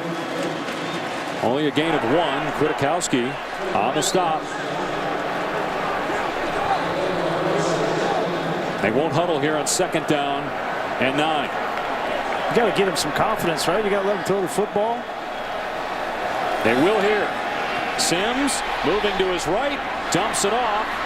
White brought down in play at the 29-yard line, so they only gained a couple yards there. Clock is inside a minute. Third down, one timeout left.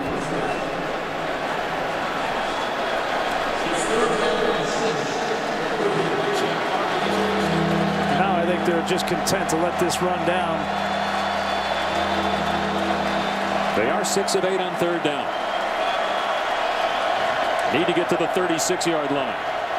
Sims, and again everybody covered, so Sims will run and get the first down, stays inbounds, and then steps out near midfield.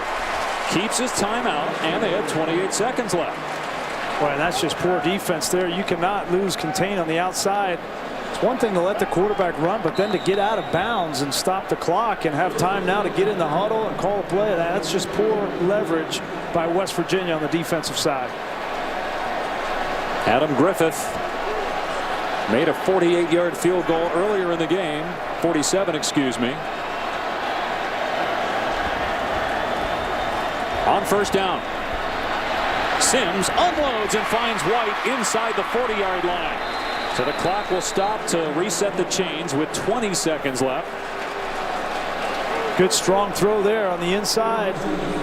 Sometimes a 2-minute drill at the end of the first half can be a great confidence booster to a quarterback, and that was a nice throw from Blake Sims. Going to look to the sideline here to Christian Jones, and he got out. Clock will stop with 9 seconds left, and they're at the 32-yard line. For the most part, Sims has been sharp. He's 14 of 18 for 157 yards and no turnovers. Yep. And there were only a couple of plays there where it looked like he kind of went haywire, but other than that, he's been solid. It looks like he's led the team on the sideline. He's been engaged with his players. Now orchestrating a 2-minute drill right here. You got to be smart. Got to know situation football. You got a timeout. You can throw the ball in the middle of the field, but just be ready to right by that official to call the timeout. You need 4 or 5 more yards to give your kicker a better shot. 9 seconds left, second down. Sims throws, and a catch made by Cooper. Call timeout. 4 seconds remaining. And it will be about a 42-yard attempt from here, so big play there. Oh, that was very well done by Blake Sims. It didn't look like Lane Kiffin wanted to get into a 2-minute situation. It almost fell into it when Blake Sims made that athletic run, but give him credit. He orchestrated that 2-minute drill to perfection. You know, we talked about it earlier about will the committee look at rankings, and do rankings mean anything anymore in college football? We've seen Ohio State, a top 10 team, struggle today. A top 10 team in South Carolina get blown out. A number 2 team against a team that lost 8 games last year playing even here in a half. Well, I don't put a whole lot of stock into what happened last year. I mean, West Virginia, in my opinion, and I think Oliver Luck would agree as well, I think they're better at every position. So, you know, I don't put a whole lot of stock into that. And a timeout going to be called here by West Virginia. It will be a 41-yard attempt by Adam Griffith. They had 9 guys have season-ending injuries on defense. Dana Holgorsen did a year ago, and their quarterback was hurt, played with a torn labrum most of the year. And by the way, they played some pretty good games. They beat Texas, you know, beat TCU. So they played Oklahoma tough early in the year. So you know, I think. Yeah, the big win was Oklahoma State last year. And I don't think that West Virginia last year is going to be indicative of what they're going to be like this year. I think they're going to be much improved. A lot of people think it'll come down to Baylor and Oklahoma in the Big 12, but we'll see. That's right. They lost to Texas in overtime, but they took Texas to overtime. 41-yard try. Snap a little bit high, and the kick is good. At the horn, Adam Griffith buries a 41-yard field goal to give Alabama the lead at halftime.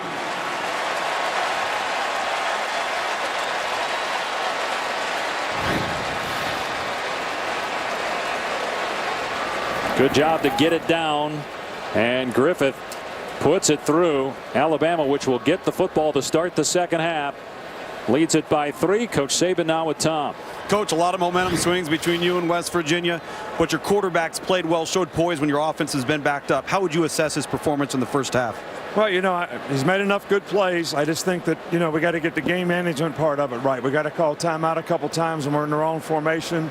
Don't have the right play called, but he has made plays. He's played instinctively. You know, there's a couple other plays we could have made, but you know, the big thing for me is we got to play better on defense and special teams. I mean, defensively, we've made a lot of mental errors. We're not getting lined up right. We're not running the stunts right. We're soft. So, you know, we really need to get ourselves some poise on defense. And I think that, you know, Blake will settle down here in the second half. All right, Coach, go talk to him. Thank you. Interesting calling his defense soft there in the first half. Yet despite all those problems that Coach Saban just talked about, they lead at 20-17 at halftime thanks to a field goal by Griffith. 2 touchdowns on the ground for junior T.J. Yeldon. Alabama leads at 20-17. We'll get you to the studio right after this short break.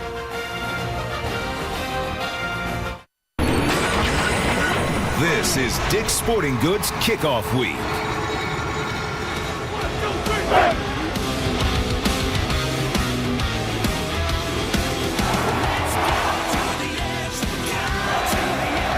Yeldon outside, dives for the end zone. Going end zone, and it is caught.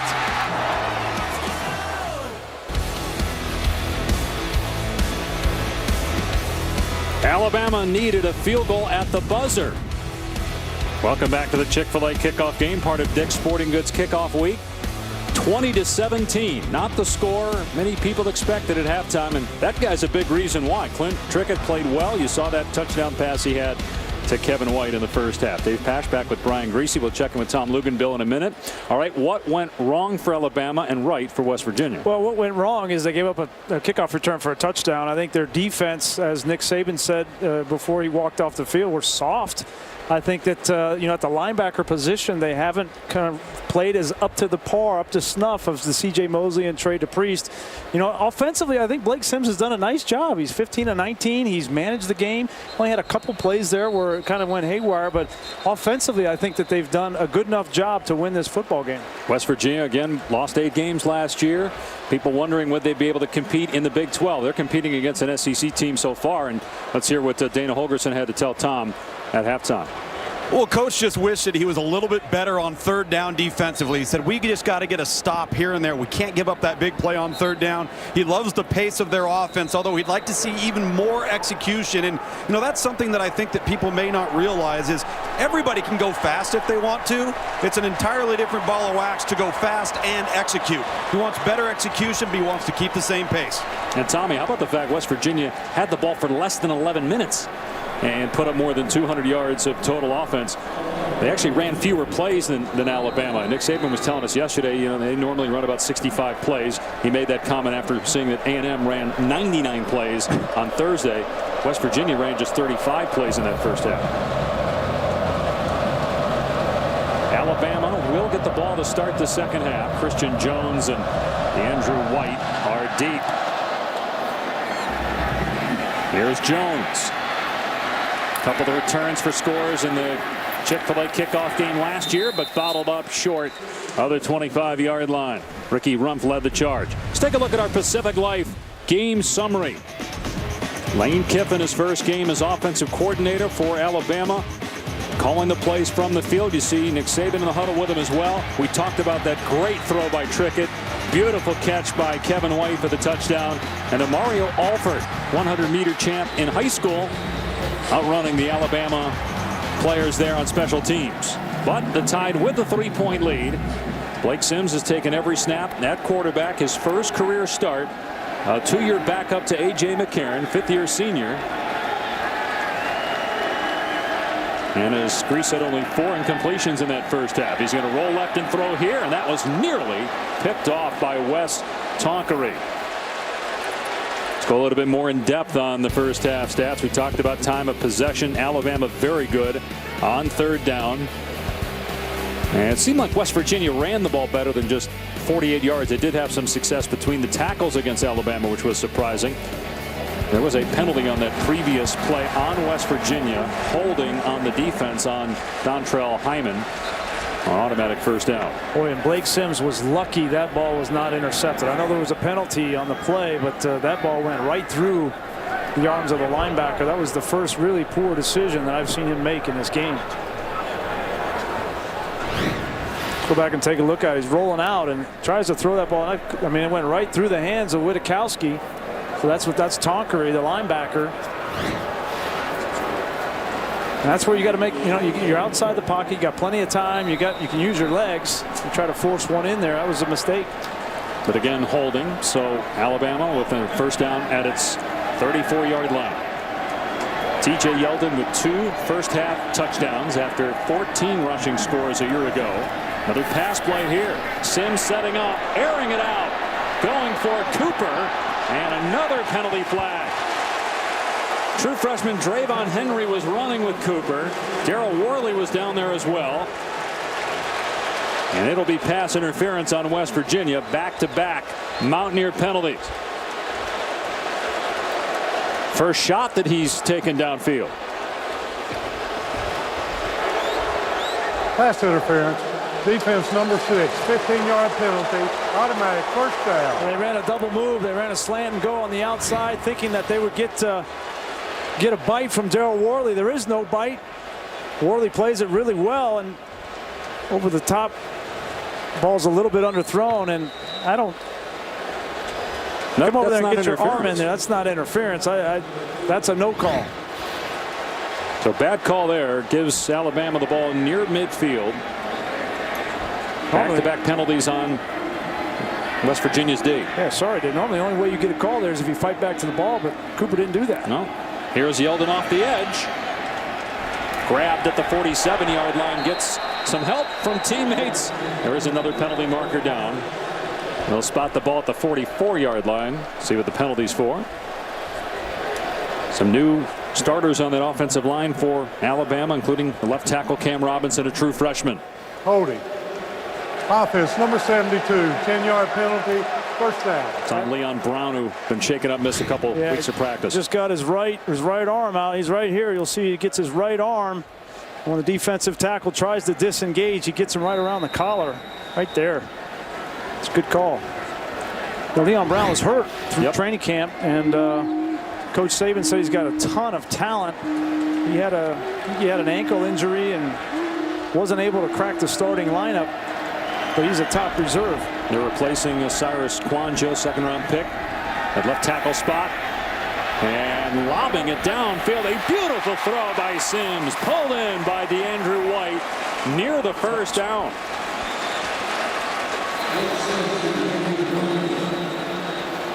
Got an injured Alabama player. It's DeAndrew White, 19-yard pass play. See play action here, and got to anticipate and throw with touch here. What happens to Andrew White here? He comes down hard. You hope that he just gets the wind knocked out of him. Clean hit by the defender. I think his head hit the turf there. It looked like pretty hard. Or maybe a shoulder. He's holding that arm. You get that stinger, and if you've never had a stinger before, it grabs your breath and takes it away. And Brian, you surprised they've come out throwing downfield the way they have here in the second half? No, I'm not. You know, I think you have some of the best skill players in all of college football. Amari Cooper, DeAndre White. We haven't even talked about O.J. Howard, the tight end. You've got these guys on the outside. You're in a close game. You've got to come out and be aggressive. And even though you got a young quarterback, throw the ball up. Let him make a play. So they got 19 yards there on 1st down and 20. Now they'll pound it with Yeldon. And he's able to pinball off defenders and get the 1st down to the 40-yard line. So a fresh set of downs for Alabama, leading by 3 early here in the 3rd quarter.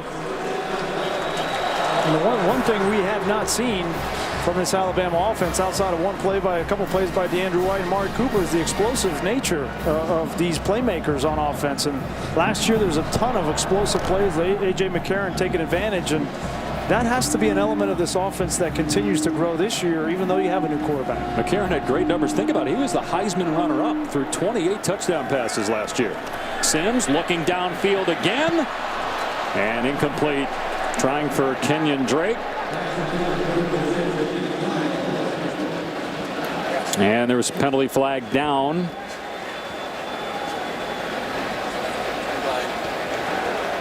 Holding. Offense, number 72, 10-yard penalty, 1st down. That's 2 penalties on Leon Brown on this drive.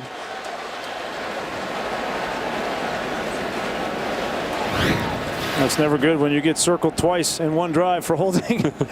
but here it is. Take a look. Leon Brown in pass pro here. It looks like he just got tripped, and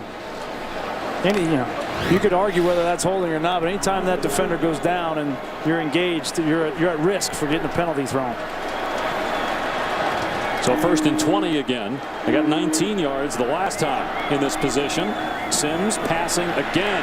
Now he steps up, able to spin out of a tackle and head out of bounds at the 46-yard line. And oh my, there was a collision on the near sideline between 2 West Virginia players, Hyman and Kwiatkowski.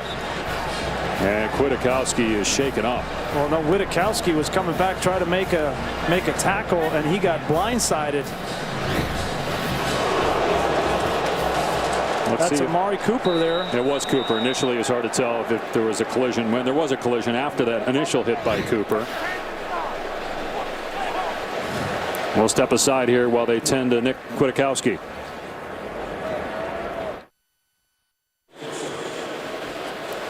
Dave Pasch, Brian Gracie, Tom Luganbill back in Atlanta, where Alabama leads West Virginia 20-17. Tonight on ABC at 8 Eastern, Jameis Winston and Florida State looking for their 2nd straight national championship, taking on Oklahoma State.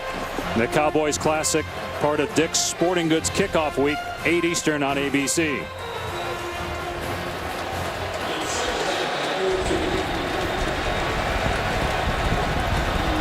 Second down and 14 for Alabama inside the West Virginia 45-yard line.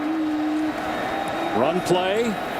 It's Yeldon. He's inside the 40-yard line before he's shoved out, and that's a gain of about 7 or 8 on the play.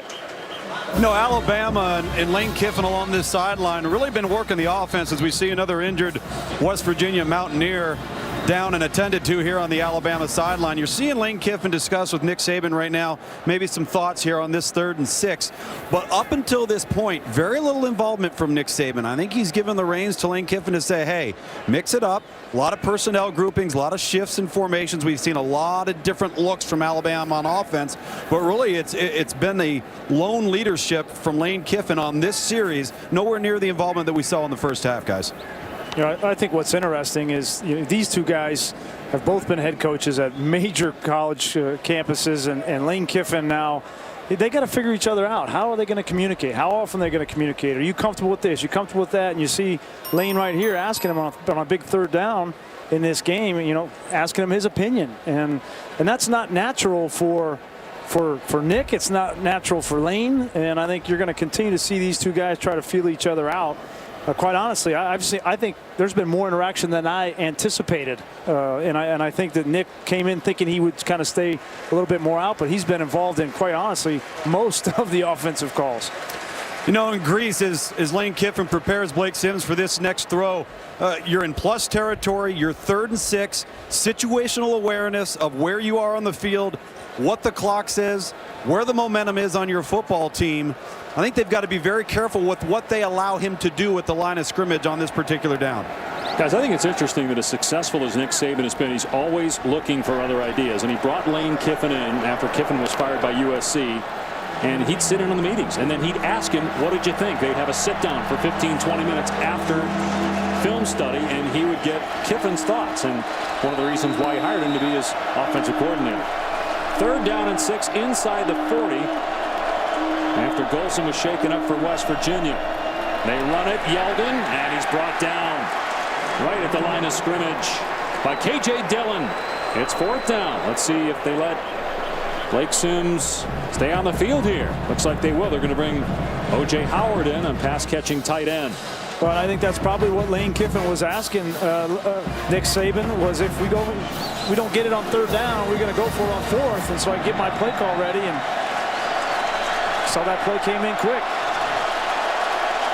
Got to isolate Cooper. He's in the slot. Rolling that way is Sims. Going for Cooper. Overthrown. West Virginia takes over on downs. Perhaps miscommunication between quarterback and receiver. Now that's just an overthrow there, Dave. They had exactly what they wanted. They anticipated the blitz. They brought the blitz from the edge, and you roll out, max protect. You're going to see, here it comes here. You're going to roll out, and they got one-on-one coverage. You just got to complete this. This is between the quarterback and receiver. Perfect play call. You just got to give your receiver a chance to come back and make that play. But if you throw it onto the sideline, you don't give him a chance. That's twice we've seen him on the move throw an inaccurate ball. They saw exactly what they wanted there, and as a play caller, you can't do much more, and that's where you have execution, and Coach Saban talks about execution and details, and they bit him right there. First offensive snap for West Virginia in about an hour. Real time will have to wait. Timeout, West Virginia. Their first charge for the half. Have to burn a timeout early in the second half after a change of possession. It was going to be their first offensive snap since the 8:17 mark of the second quarter. Again, they've had the ball for 11 minutes on offense, but only down 3. ABC's Afternoon College Football, brought to you by Honda, official music sponsor of ESPN College Football. Chick-fil-A, we didn't invent the chicken, just the chicken sandwich. And Northwestern Mutual, proud to be an official corporate partner of the NCAA. Back here at Atlanta, Alabama only up 3. They went for it on 4th down and failed. So West Virginia takes over on downs. 1st and 10 at its 36. Mountaineers had to waste a timeout after the change of possession. They couldn't get lined up. Kevin White, who had a big catch in the first half, in motion. They run Russell Shell, and he's mobbed. Big hit by Denzel Duvall. Michelle, who was a transfer from Pitt, made some plays on the ground in the first half, but couldn't get anything there. Well, you know this Alabama defense got an earful from Nick Saban at halftime after he told us on the air they were soft. We'll see in this first series how they come out in the second half. Trickett to throw. Moving to his left, and he can run all day. Trickett past midfield, and he steps out of bounds. Nobody on that side of the field for Alabama. It's a 13-yard run. Quentin Spain, a guy you've talked about a lot, was out there blocking. Yeah, well, they wanted to set up the screen, but the back got tackled by the defense, and so great job by Clint Trickett of knowing exactly what to do when your screen man gets bottled up. You see him right there. He gets caught up, and you just tuck that ball and run. Shell hammered by Reuben Foster. He'll lose yardage there. So they've tried to run on 1st down twice on this possession, and nothing doing on both plays. Boy, and the two guys you probably would guess got the most earful were the 2 inside backers at halftime. Reuben Foster and Reggie Ragland. They got run ragged in the first half. So Reuben Foster came out ready to play in the second. Again, they're calling the defense with Trey DePriest out. 1-game suspension for a minor NCAA infraction. And they also lost C.J. Mosley to the NFL. First-round draft choice. The 2 safeties, Clinton Dix and Sunseri, gone as well to the pros. Trickett going for White. Jump ball. Did he catch it again? He did! What a grab again by Kevin White inside the 25. Kevin White is eating Bradley Silv for lunch today. He's going up, getting the ball. He's got size. He's got strength.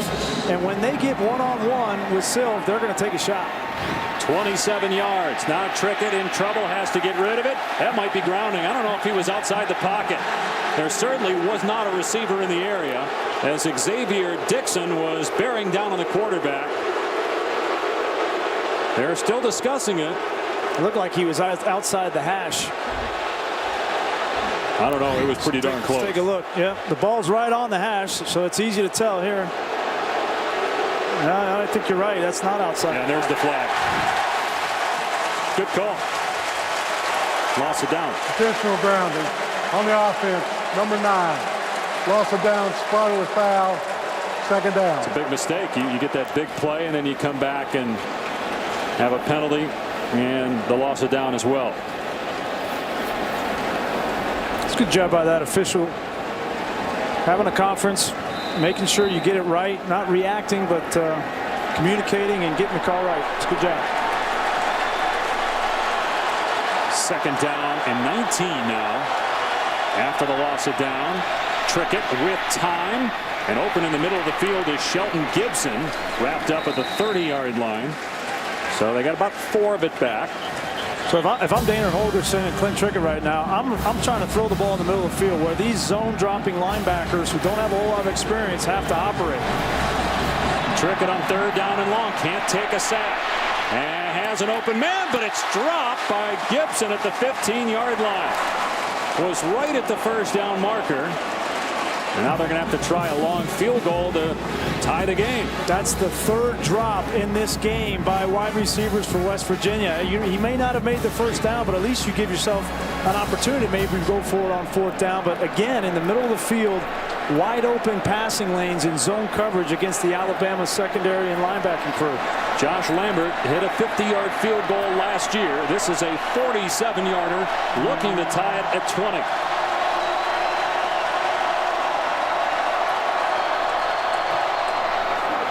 No chance. So Alabama's defense holds. A big play through the air, wasted. A drop by Shelton Gibson. And now Alabama will take over with good field position, still on top.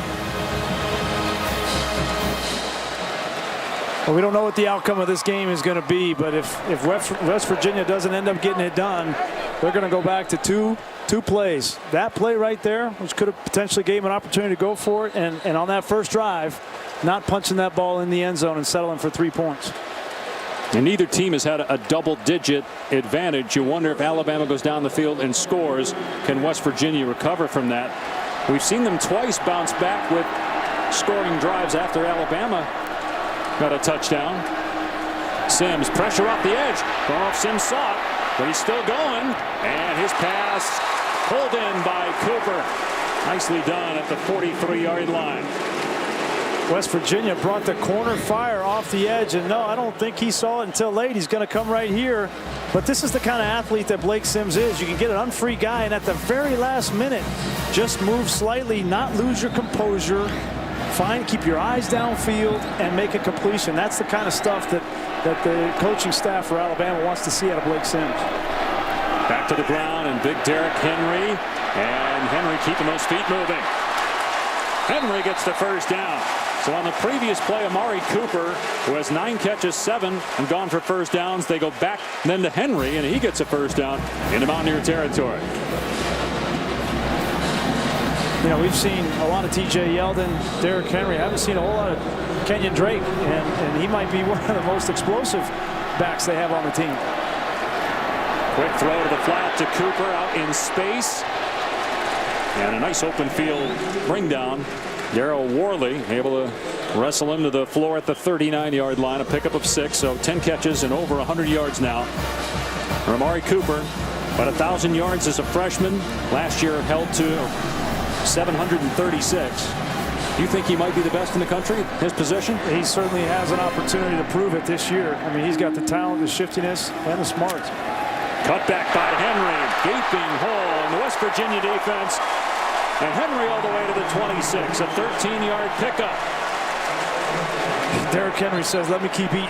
Just keep feeding it to me. Let me keep eating. And you start to wonder as the game goes on, the physical nature of this offensive line from Alabama is starting to take a toll on West Virginia up front. And as soon as you dedicate more guys in the box for West Virginia, leave one-on-one coverage with Amari Cooper on the outside. Pressure off the edge. It's picked up, and the pass is caught by the fullback Fowler. He's out of bounds around the 19-yard line. Midway through the third quarter. Just tuning in, you're probably surprised at the score. West Virginia lost 8 games last year. Alabama, even though there's some new faces, including offensive coordinator and quarterback, the offense hasn't been great, but really the defense and special teams problematic, according to Nick Saban. Alabama on the move here, 2nd and 3. And Henry with a first down inside the 5. Touchdown!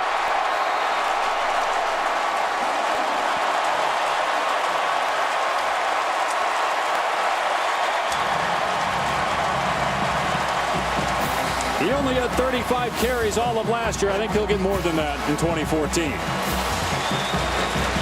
It just got so much speed for a big man, and he also has the patience as well. And if you give him a crack and he starts downhill, it's almost impossible to stop him with one guy.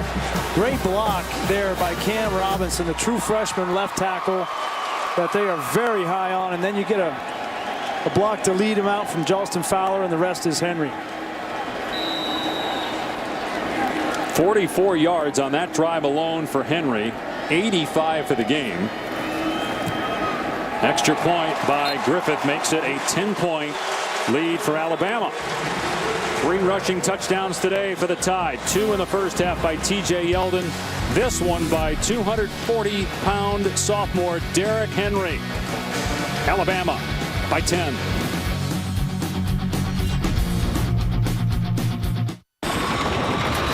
Welcome back to ESPN College Football on ABC.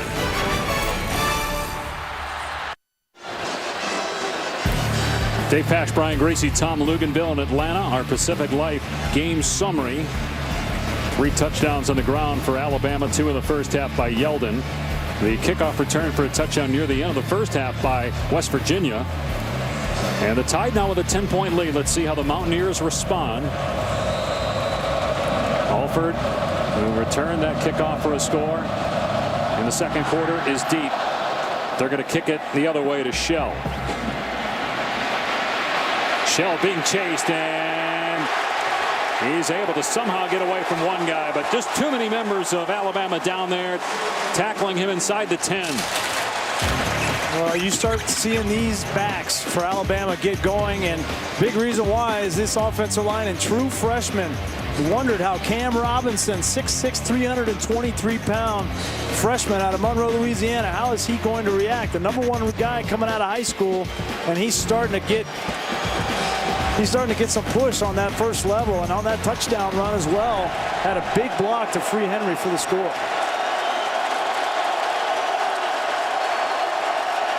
Packed house here in Atlanta. A lot of Alabama fans, as you would imagine, loudest they've been yet. Throw downfield to Smallwood. And boy, if that tackle isn't made at the 25-yard line by the safety Nick Perry, Smallwood's gone. Now they tried to fit that in between the safety and the corner in a 2-deep coverage, and those are dangerous throws. Sometimes those get picked off where you blow up your wide receiver. Gonna run it here, nowhere to go for Shell. He tried to run on first down several times here in the second half. Ball on the ground, but they rule that Shell was tackled. Lost yardage. It's Jonathan Allen in there first for Alabama. Starting to settle down now up front and make some plays, negative plays. It's so hard for Alabama to prepare in the offseason for the tempo of West Virginia, because they don't run that style of offense. So it's not surprising it took them a little while to kind of settle into the pace, be able to get lined up and make their adjustments. And I imagine some choice words at halftime probably help. Out on the open field is Shell, and Shell is loose past the 40-yard line. He stepped out of bounds at the 47. Nice moves by Russell Shell. 20 yards there, 23. Poor tackling from Reuben Foster. He comes out and falls down. Nobody blocks him. Then he just runs right over Bradley Sill. I mean, those are issues that we haven't seen on Alabama's defense in quite some time. And you can see that they've got a lot of youth. They've got a ton of talent, but the youth is showing itself in this game. See the official holding the ball down as there was a substitution issue. West Virginia now has 14 plays, 10 yards or longer. We got the ball near midfield, 1st and 10. And Trickett's pass is pulled in at the 40-yard line by Jordan Thompson. Another Mountaineer first down. And I would continue to pump that ball in the middle of the field. It's pretty clear that's where this defense is vulnerable, at least right now, with these linebackers and no Trey Priest. And here's Kevin White inside the 35-yard line, out of bounds inside the 30. Again, those receivers out there doing a good job blocking after the catch. That was Jordan Thompson that time. That's a big key in this offense. When you're going to throw the ball on the perimeter, with your guys willing and able to get out on the edge and block, because if not, those plays are negative yards. From the 27 of Alabama, here's Dustin Garrison. Only had 4 attempts last year because of an injury. Took a medical red shirt. They're still trying to run on first down, and they did get positive yardage that time. Clock at 5.5 here in the 3rd. West Virginia down 10. And I think Dana pumped the brakes on the pace a little bit. He just needs to give his defense a little bit of rest. And you know, in the past, early years of Dana Holgorsen, he'd be on the gas pedal all the time. But now I think he's got a much broader view of the game and protecting his defense. They spread it out here. Trickett going to the middle of the field, and White was open again. The pass just behind him. Saw that in the first half. There was a tip ball where White was coming across, and had he caught it, would have had a lot of room to run. 3rd down and 8. Yeah, he got his feet crossed up there. He was going back in the pocket and didn't really need to. And you're falling away. It's hard to throw the ball to your left in front. Trickett on 3rd down and long. Over the middle. It is juggled and dropped. Another opportunity. West Virginia can't capitalize. Jordan Thompson unable to hang on. Here comes the field goal team. Josh Lambert missed a field goal on the last drive, 47 yards. Perfectly thrown ball from Trickett right around Reuben Foster again in the middle of the field, and I don't think Foster tipped that. That's just a drop by Jordan Thompson, and that's been the biggest Achilles heel of this team tonight is not making those plays downfield for your team. In order to beat Alabama, you can't have that many drops. 42-yard attempt by Lambert. And this time, he's good. So West Virginia able to rebound by getting 3. Alabama leads by 7. And tonight at 9 on ESPN, the Advocare Texas kickoff. Wisconsin and LSU. ESPN College Football Primetime presented by Hampton Hotels. Given this new era of playoff, how big is this game for Wisconsin tonight? It's a must-win. It's a must-win for Wisconsin. They play in the Big Ten West, which is weak this year at best. And if they lose to LSU, I think their chances in the playoff are done. Now, they've got some great talent, and I'm looking forward to seeing Melvin Gordon. Tanner McEvoy is going to bring a mobility to that offense. You know, Gary Anderson wants to run a multiple set, run-oriented offense like he did at Utah State. It's going to be very difficult against LSU, which I think people are sleeping on LSU. Yeah. I mean, they've got a ton of young guys on the offensive side at skill positions, but we've seen in college football that young players don't necessarily mean that they're not going to be great players. Yeah, last 2 Heisman winners. Exactly. Freshmen. Let's check in with Luke's down on the field. Yeah, Tanner McEvoy originally signed with Steve Spurrier in South Carolina, then things didn't work out there with Connor Shaw playing so well. Went to junior college and then actually played as a safety last year from Wisconsin. And you hit the nail on the head, Grease. It's about having athleticism, forcing the defense to have to defend all 11 players, particularly with the quarterback running. It'll be interesting to see that new look Wisconsin tonight. Big game for them and the Big Ten. only Big Ten SEC matchup. Here's Christian Jones on the kickoff return. And Jones is met and dropped at the 25-yard line by Shelton Gibson. For Alabama back on offense. Now Blake Sims has been solid. Over 200 yards passing, only 5 incompletions. Yes, he's had a couple of poor throws, and Coach Saban talked with Luke at halftime about a couple times where he took too long to get the play and break the huddle.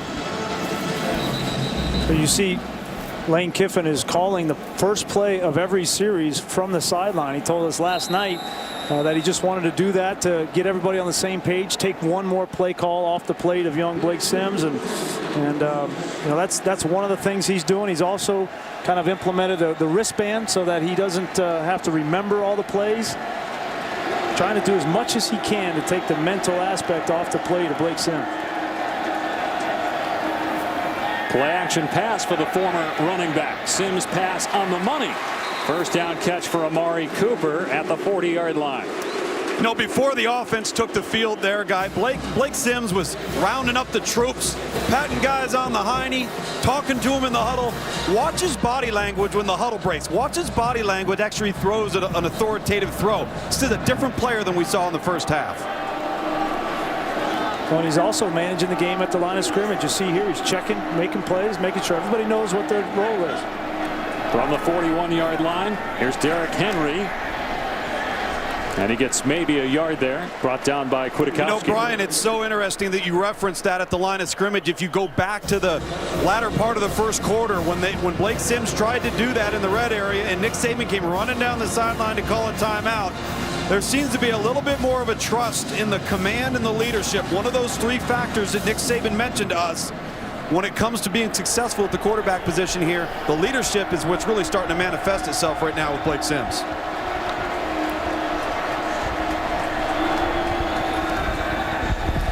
Sims on second down and long. Everybody covered. And now Sims going to air it out. And boy, the defender fell asleep. And Christian Jones dropped the ball. K.J. Dillon had no idea that that ball was being thrown his way. Christian Jones just dropped it inside the 10. Wow.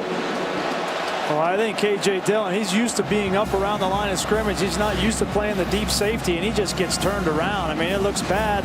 And you're right, he falls asleep, thought that the ball was thrown so high up in the air, he didn't know where the football was. And normally, sure-handed, Chris Jones turned his head to run before he brought it in.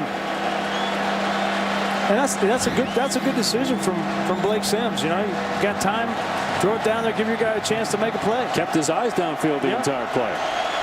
3rd down and 9. Big play here. They bring pressure. Sims gets out of there, showing off his running skills, heading for the first down, but stepped out. And now a flag as there was a late hit out of bounds on the quarterback.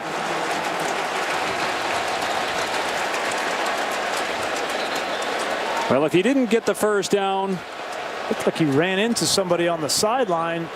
And it's going to be a first down anyway, even if he didn't pick it up there because of the flag thrown there. But it looked like he ran into somebody that was on the sideline. One of the West Virginia players was standing on the sideline. It looked like it gave him a forearm shiver. It was definitely not on anybody in the field of play. After the play, unsportsmanship-like conduct on the defense, number 13, 15-yard penalty, first down. Yeah, that's a guy that's not on the 2 deep. Yeah, it's Andrew Bowie of Sean Walters. They both wear the number 13. It's Walters. Sean Walters, yeah. Watch, he's standing on the sideline, and Sims goes out of bounds and jumps up. That's just dumb. What are you doing if you're Sean Walters? Looked like he got caught by surprise. Yeah, but why would you push him? I don't know. You're begging for a penalty. I mean, that's yeah. Listen, you can't throw a flag on that. First down at the 38-yard line. Big hole for Yeldon inside the 25-yard line. They finally get to him at the 19. A gain of 19 for T.J. Yeldon. This is a trap play. Watch the tight end, Howard. He's going to come across the formation and kick out. Very well done. And T.J. Yeldon has the patience to wait for the block and find that seam. First time they've run that play, and it caught West Virginia by surprise. A quick tempo here. Alabama up to the line in the red zone. Yeldon again finds another hole and steamrolls a couple defenders to the 12-yard line. Boy, Yeldon can do it all, whether it's between the tackles or on the perimeter. Well, in the last drive Alabama had on offense, we saw them start to take control on the ground, and Cam Robinson, Quanjo, Kelly up front starting to exert their will, and this drive is no different.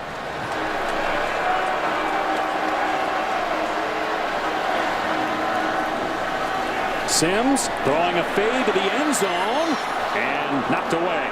Cooper, the intended receiver, and Worley deflected it. 3rd down and 2 at the 11. And a lot of options here, obviously, with the backs that you have, if they elect to run it. Lane likes to organize all these calls by down and distance and formation. He knows he's got 3rd down calls. He's got 3rd down calls in the red zone. He's got a 2 to 4 list, and he'll pick one of these plays out of that list. And single back here, I'd be surprised if it's not some kind of run. 2 tight ends. It's Yeldon, and he is brought down short of the 1st down by Kyle Rose. Now, they went on 4th down earlier on this possession and failed. Do you take the points here, or do you give your offense a shot? They're going to take the points. They're going to kick it. Great play by the nose tackle. We haven't called his name a lot, Kyle Rose. But he's a heck of a football player, redshirt junior, and he's going up against a really good center for Alabama and Ryan Kelly, and he split the double team there, got in the backfield, and made a stop. Adam Griffith 2 for 2. Both his previous field goals have been from better than 40 yards. This is a 27-yard try. Snap a little high, but the kick is good. And Alabama leads it by 10 late in the 3rd quarter. Let's go to the studio now and check in with Robert Flores. All right, Dave, Dr. Pepper studio update from the SEC. Auburn and Arkansas opening up the season with league play. Nick Marshall did not start the game after being cited for marijuana possession last month, but here he gets the go-ahead score. Right now, Auburn leading 28-21 at home and on the SEC Network. Dave. Some surprising scores this first weekend in college football for that game to be that close, the way Auburn looked and Arkansas looked last year. Yeah, you know, I think it always seems to be that way, because we have set in our mind what happened a year ago and how Auburn played a year ago, or how West Virginia played a year ago, or how Texas A&M played a year. You know, it's I think it's every year. It's what's great about college football is we do not know what these teams and their chemistry and who's going to step up and who's going to take a step back. It's really interesting the first couple of weeks of the season, and it will be more so as we go on with the playoff, because you're going to have top teams playing each other with everything on the line. Huge microscope for every team every week now. With, again, a 13-member selection committee picking the 4 teams, the 4 best teams. And almost running it out of the end zone was Alford after he had a kick return for a score in the first half. You know, as we see Alabama's defense take the field right now, we were talking about Reuben Foster and pass coverage from his middle linebacker position on that last series. When Reuben Foster was coming out of high school, that was his area of deficiency. He was a tremendous vertical upfield attacker, but he was not what we would call a space player. So what they've done by scheme is they have put him out in space and forced him to match up with some slots and some guys that he's not capable of matching up with. Let's see if they remedy that, or if West Virginia continues to attack them down the seams. Well, but Lugs, it hasn't even been man-to-man coverage. He's just been in zone drops. And, you know, for a young linebacker, knowing where to drop in situations is one of the toughest things to learn. There's that touch shovel pass on the end around. This time it doesn't work. Jordan Thompson dropped by Nick Perry for a loss. Again, we've seen a lot of first downs by West Virginia that have gone for negative plays here in the second half, where in the first half they were getting big chunks on first down.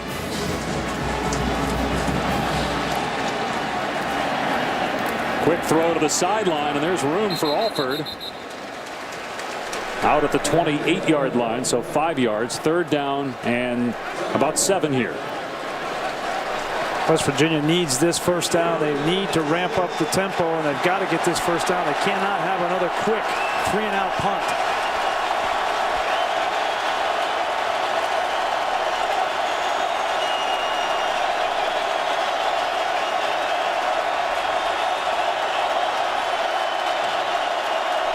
They'll bring Kevin White in motion.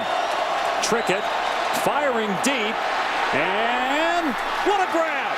Wow, Jordan Thompson almost on his back made the catch with Bradley Silv right there. Well, Jordan Thompson had the big drop earlier in the game, and he makes up for it here. Bradley Silv, terrible fundamentals there. He in every situation they've thrown the ball up on Silv, it's come down with it. Great throw by Trickett there to Alford to the 30-yard line, close to another first down. Boy, they get up there fast. 33 yards down the field. They get right up there and snap it. Excellent pass by Trickett, and that's going to be the final play of the third quarter.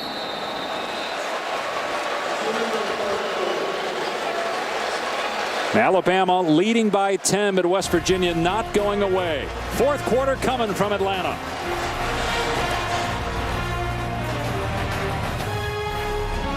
Part of the fourth quarter here at the 2014 Chick-fil-A kickoff game. Alabama on top 30-20. Let's take a look at today's Good Hands play brought to you by Allstate. A couple of great catches down the field. How about this throwing catch? Kevin White, a touchdown in the first half. And then just moments ago, Jordan Thompson falling down makes the grab. And West Virginia now with the ball at the 30-yard line, 2nd down and 1. I tell you, in this situation, 2nd down, you got a free down. I would do the same thing. I'd throw this ball up to Kevin White, see if he might get a big play. Play action. And Trickett rolling to his left. Throws back across his body, and the catch is made at the 5 by White. 1st and goal, West Virginia. Great play and effort by quarterback Clint Trickett. As we got one player down here, I think it might be Quentin Spain. Seen a handful of West Virginia players injured here in the second half. This is a great throw. Great effort by Trickett. And a nice job by Kevin White. You know, a lot of young receivers don't come back to the football. They'll try to go back into the end zone, but quarterback's very difficult to throw that ball over the top. But if you come back in front, it's a much easier throw, and he made himself friendly to the quarterback. Great night. 7 catches, 133 yards, and a touchdown.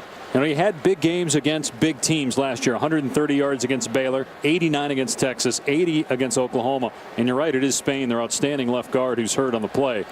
They need Kevin White to do this every week. Yeah, there's no question. And we were talking with Shannon Dawson, the offensive coordinator, last night, and said with Kevin, it's between the ears. You know, he's never been the go-to guy. He's not necessarily comfortable being that guy, and he tells him, you need to believe in your ability.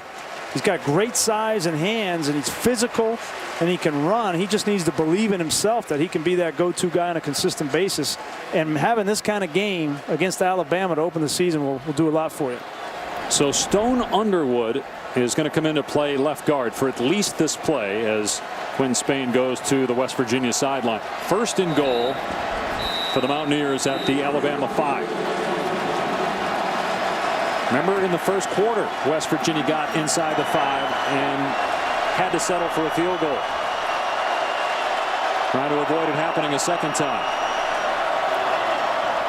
Play action, Trickett, wide open, but they cannot execute. Wellman unable to come up with it. 2nd down. Perfect play call, perfectly run route. Take a look, he's going to go in the flat. He's wide open, and Trickett, you just need to put it on that. That fullback is in there. He's hitting 250-pound linebackers all game. You throw a ball out there low outside, and it's hard for him to get his hands around. You got to put it right in his face mask for that guy to fall in the end zone and score. Quentin Spain, by the way, is back in the game, so he's okay. 2nd down and goal. That was the only incompletion for Trickett on this possession. Throwing again, going to the end zone, and incomplete. It was Kevin White. Cyrus Jones able to deflect it away. 3rd down and goal. Perfectly thrown ball from Clint Trickett. He is throwing dimes out here tonight. That ball is right in the breadbasket. Give Cyrus Jones credit. That's good technique there. Doesn't have time to look back, but when that ball comes in, you rake the hands as a corner and get that ball out. It was well played by Cyrus Jones. Didn't think that he got there too early? No. 3rd down and goal.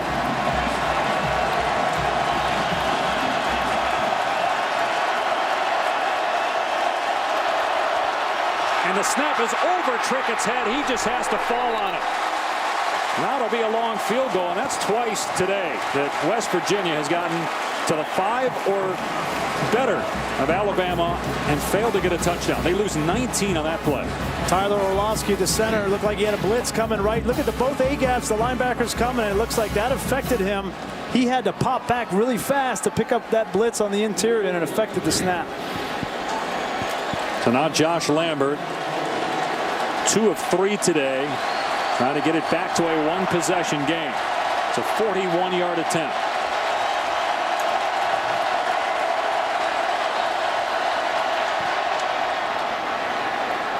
And the kick is good. West Virginia back within 7. So despite the big loss on 3rd down, smart play by Trickett to jump on it. That saved 3 points. You're watching ESPN College Football on ABC.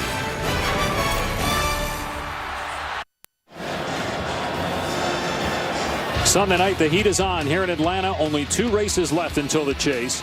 43 drivers battle, 16 advance, 2 races to go. The Oral-B USA 500 here in Atlanta.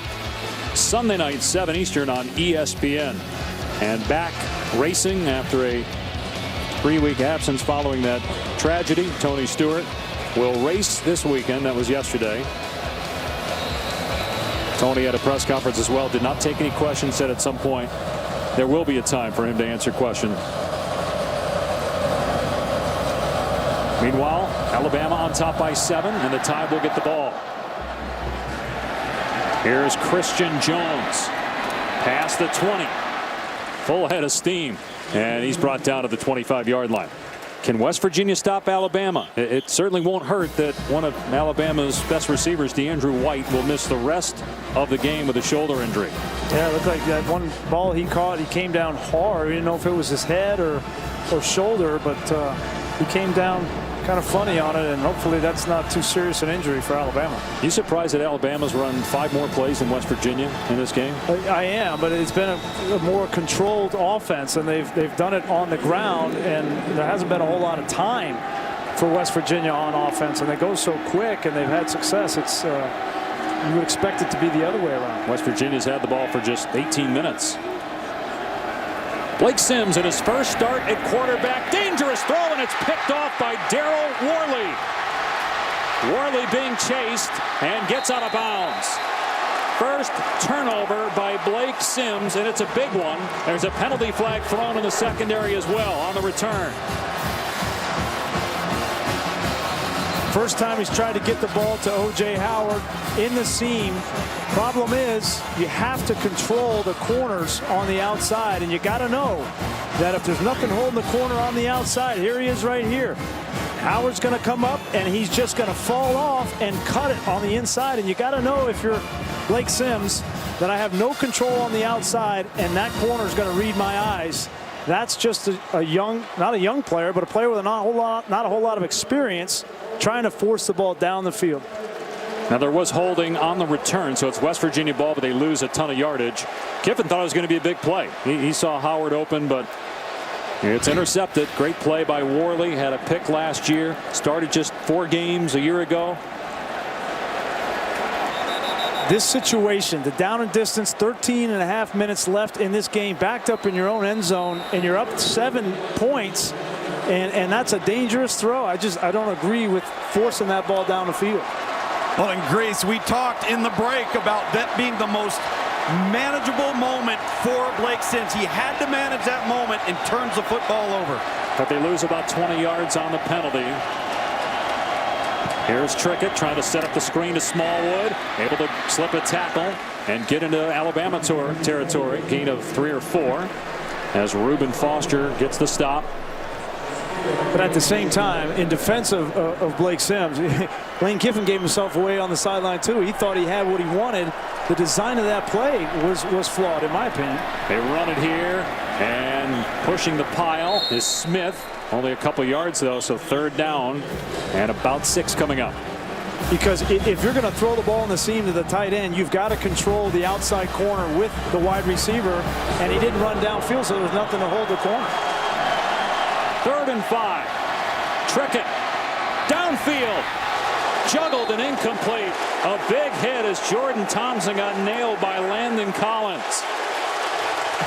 See what the Mountaineers do here on 4th down and 5. Landon Collins polices that back end for Alabama, and he will make you pay. Clean hit, shoulder into the chest. And he had already dropped the ball. He had dropped the ball before the contact. Well, you would have too if that was coming. They're going to punt here. So again, that 20 yards because the holding penalty on the return was big. They'd be in field goal range otherwise. Instead, the punt. Jones under it. And fair caught at the 12-yard line. So the mistake by Blake Sims does not hurt Alabama. The Tide still on top by 7 early in the 4th. ABC's Afternoon College Football, brought to you by your next truck, Ford F-150. Chick-fil-A, we didn't invent the chicken, just the chicken sandwich. And Dick's Sporting Goods, every season starts at Dick's. Dave Pasch, Brian Greasy, Tom Luganville back in Atlanta.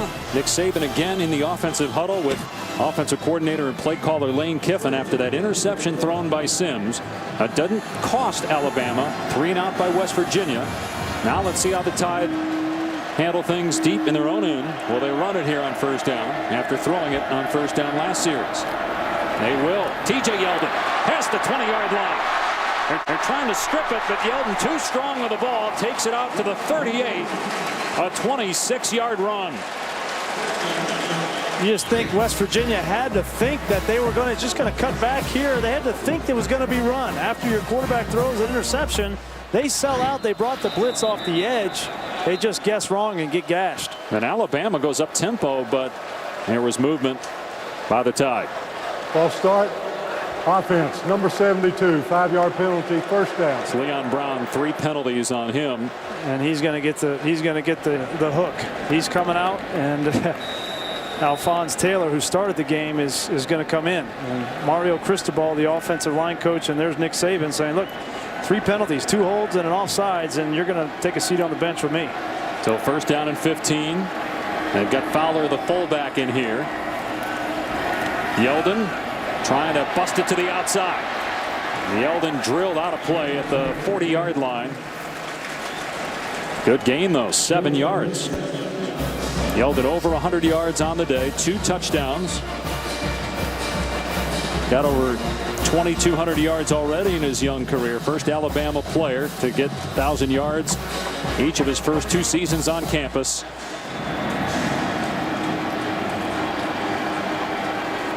So 2nd down and 7. Sims wide open is Cooper. And Cooper now with 12 catches, 1 shy of a school record, gets to midfield. He loves this little quick out route. Watch how smooth he is out of his breaks. Doesn't have to slow down to break, and then when he gets the ball in his hand, he's got great moves. He's very shifty when he gets the football in his hands. And right now, West Virginia is anticipating full run, and so anytime that Alabama and Blake Sims want to throw the ball, they're going to have man-to-man coverage on the outside with Cooper. Henry gets the call here into the secondary, and another Alabama 1st down to the 39-yard line. This drive started at the 12 just a few plays ago, and they're already inside the West Virginia 40. And Henry closing in on 100 yards rushing.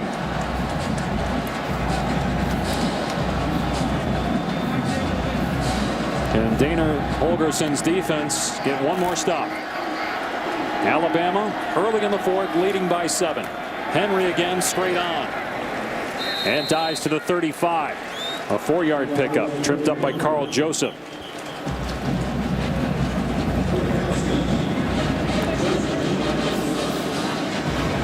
Alabama rotating backs. Henry out. Yeldon in for 2nd down.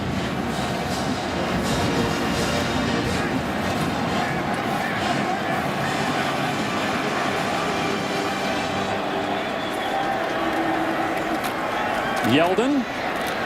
And stood up at the 33. I mean, 3rd down and about 4 here. They're continuing to stay in this no huddle. I think Lane Kiffin feels like this is giving them a little bit better rhythm. Now this is where, as a quarterback, you got to make the play. 3rd and 4. Stay on the field. You got to make the throw.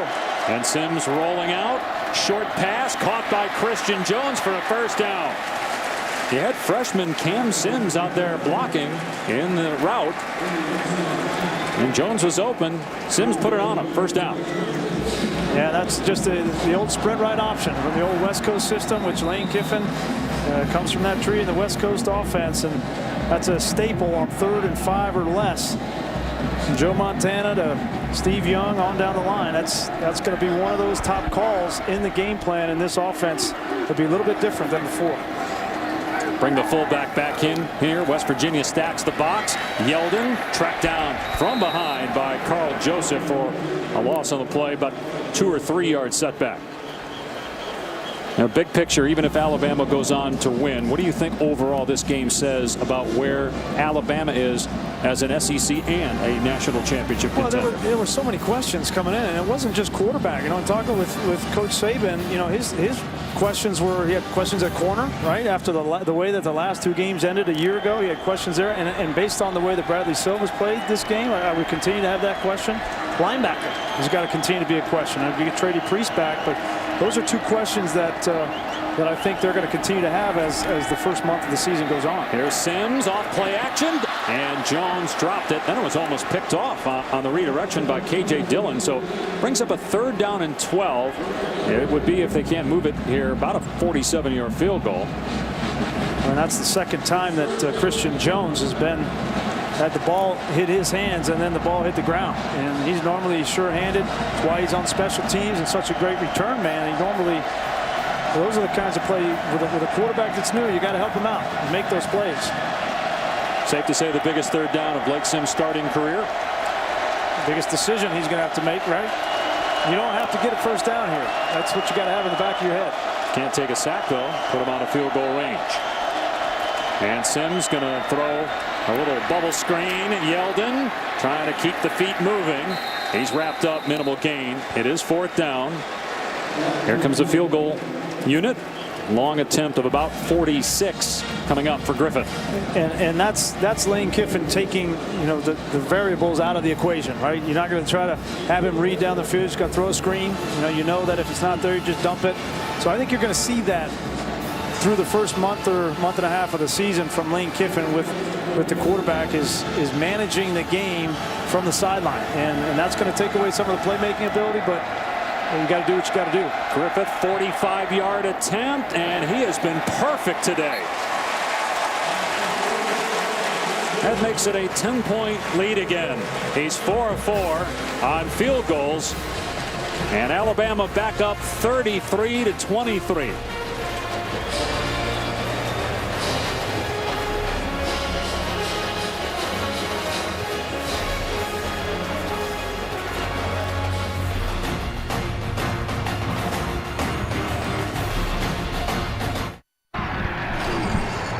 I'm Robert Flores with his studio update, and Clemson backup quarterback Deshaun Watson in for Cole Stout.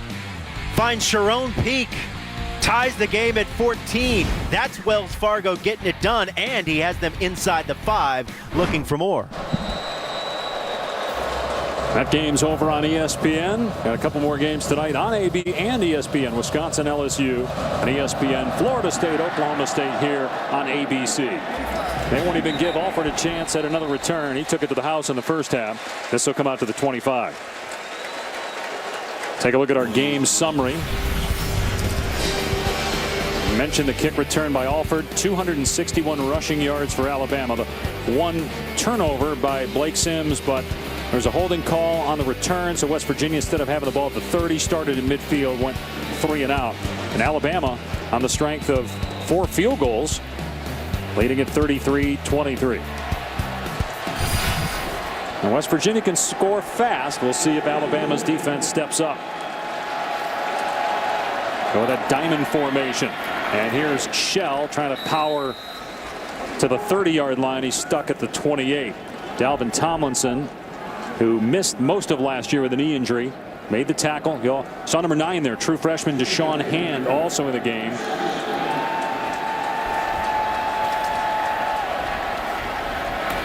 Here's Smallwood, and he won't even get back to the line of scrimmage. And the ball came out and recovered by West Virginia. So they actually gained a half-yard there. It was recovered by the right tackle, Lucas.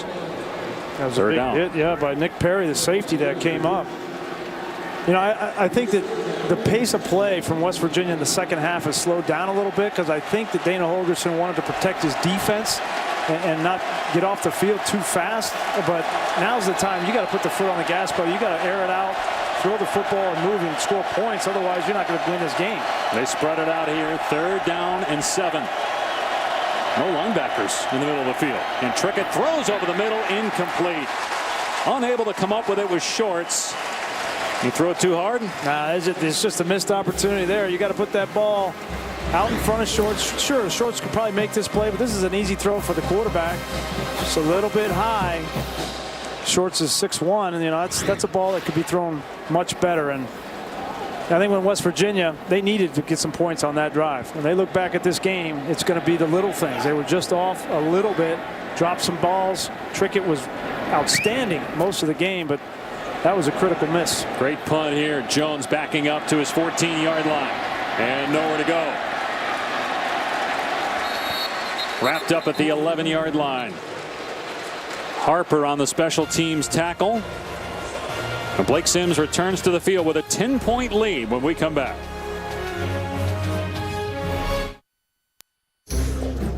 So what you got on deck? Skyfall, Lean In, then some Pinterest. You?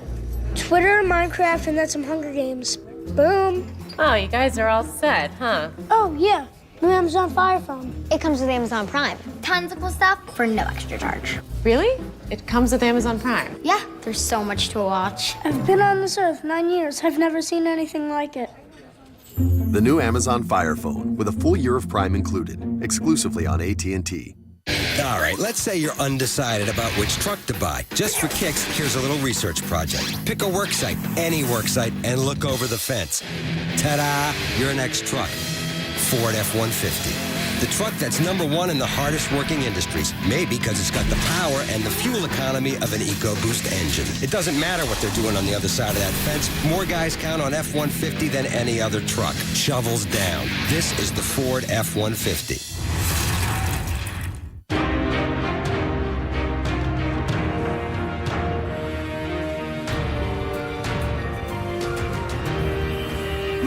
Practicing the fundamentals, that's the key to success. At Northwestern Mutual, we focus on proven principles, facing challenges together to help reach your financial goals.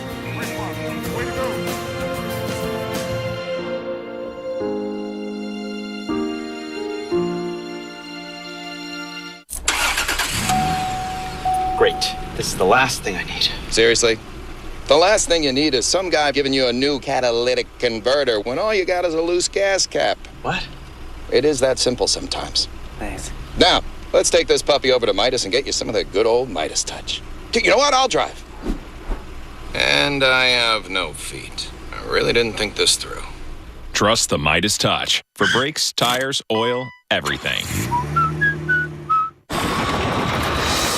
This is ESPN College Football on ABC.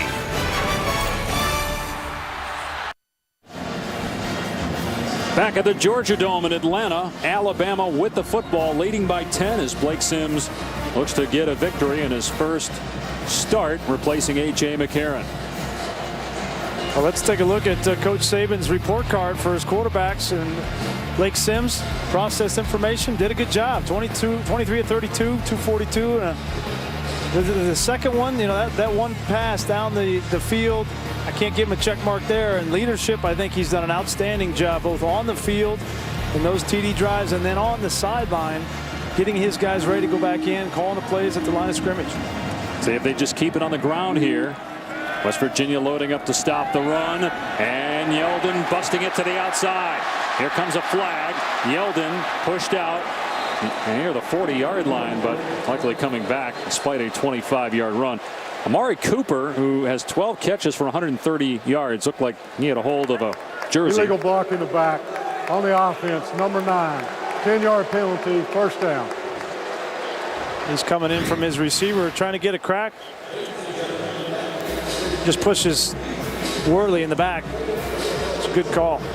So even though they're backed up here, and you know West Virginia, you would think would stack the box. You keep running if you're Alabama. Would you put Sims in a position here, given that turnover you talked about, to throw the football at all in this possession with a 10-point lead? Well, I think it's only 1st and 15, so you're still running the football here. I mean, the way that they've been running the ball and wearing down this West Virginia defensive front, I'd continue to give that ball to Yeldon. Clock at 6.5. 1st and 14 officially at the 9.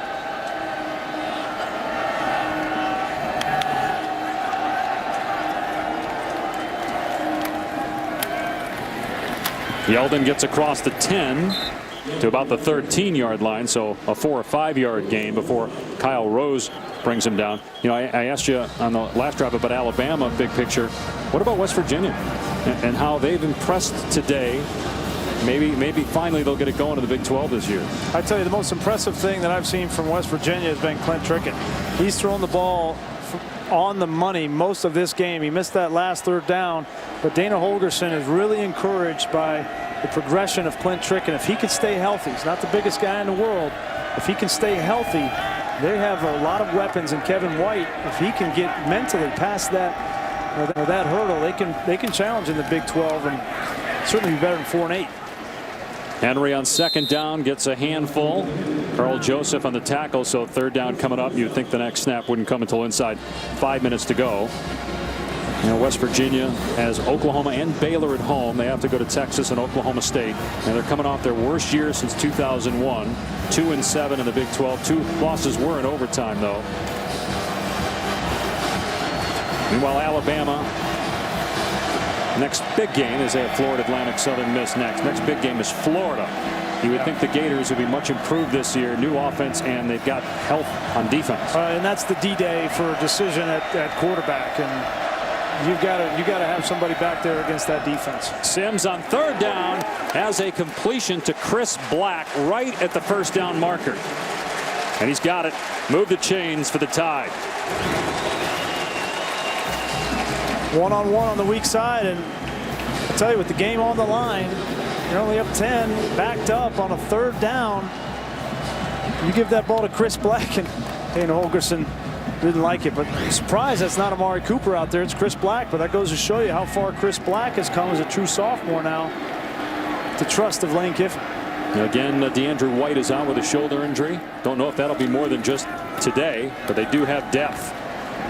Here's Henry again to the 28-yard line. So the real question is, you know, we came into this game thinking we would see both quarterbacks play, and we have not seen Jacob Coker. We got kind of the sense from Coach Saban last night that if Blake Sims went out and played well, that he would continue to have the ball and continue to be called upon. And I think next week, I would be surprised if Blake Sims doesn't run out again. And I think he's done enough to earn another start in this Alabama offense.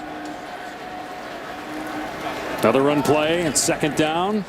Henry past the 30. You would think that Nick Saban next week, if there's a healthy lead against Florida Atlantic and the week after against Southern Miss, that we're going to see Jay Coker get some reps. Because he said many times, look, the competition is ongoing. The decision was for today only. He told us, look, I don't have a plan. I'm just going to play Blake Sims, see how he does. Obviously, Coker didn't get in at all today. We did see him warm up at one point in the first half. Yeah.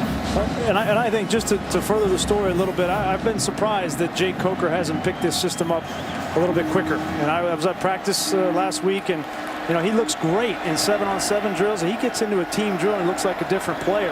And that's not a good thing as a quarterback, obviously. And that's the reason that he did not start this game and didn't play in this game. Timeout. Alabama, their first charge, 30-second timeout. Well, and talking with Lane Kiffin, he said it looked as if Coker was finally getting it. He had a few great practices in a row and appeared to be moving ahead of Blake Sims. But then the scrimmage came, and Coker did not play it well at all. Sims played great, and it seemed from then like Coker never recovered. Yeah, I think, you know, and mental toughness as a quarterback is one of the most important things. And so he had a tough go in the scrimmage, and then The problem is the next 2 weeks at practice, it continued to affect him. And when you see that as a coach, you don't feel real good about putting him in the game, because you're going to have adversity in the game. You're going to have adversity throughout the course of the season. And they just now have started to see Jacob Coker start to get more comfortable, but too much thinking at the line of scrimmage and decision making has been a problem. So it's a little bit surprising to me, quite honestly, that he had that issue in preseason camp. Now, Coker last year in practice looked really good. We were down there for a couple of Florida State games. He was the backup to Jameis Winston. He got in, then he got injured last season. Hurt his knee. But healthy now. 3rd down and 2. And Henry close to the first down. We'll see where they spot it at the 34-yard line. The 2 inside backers, Witkowski and Tonkery, team up on the tackle.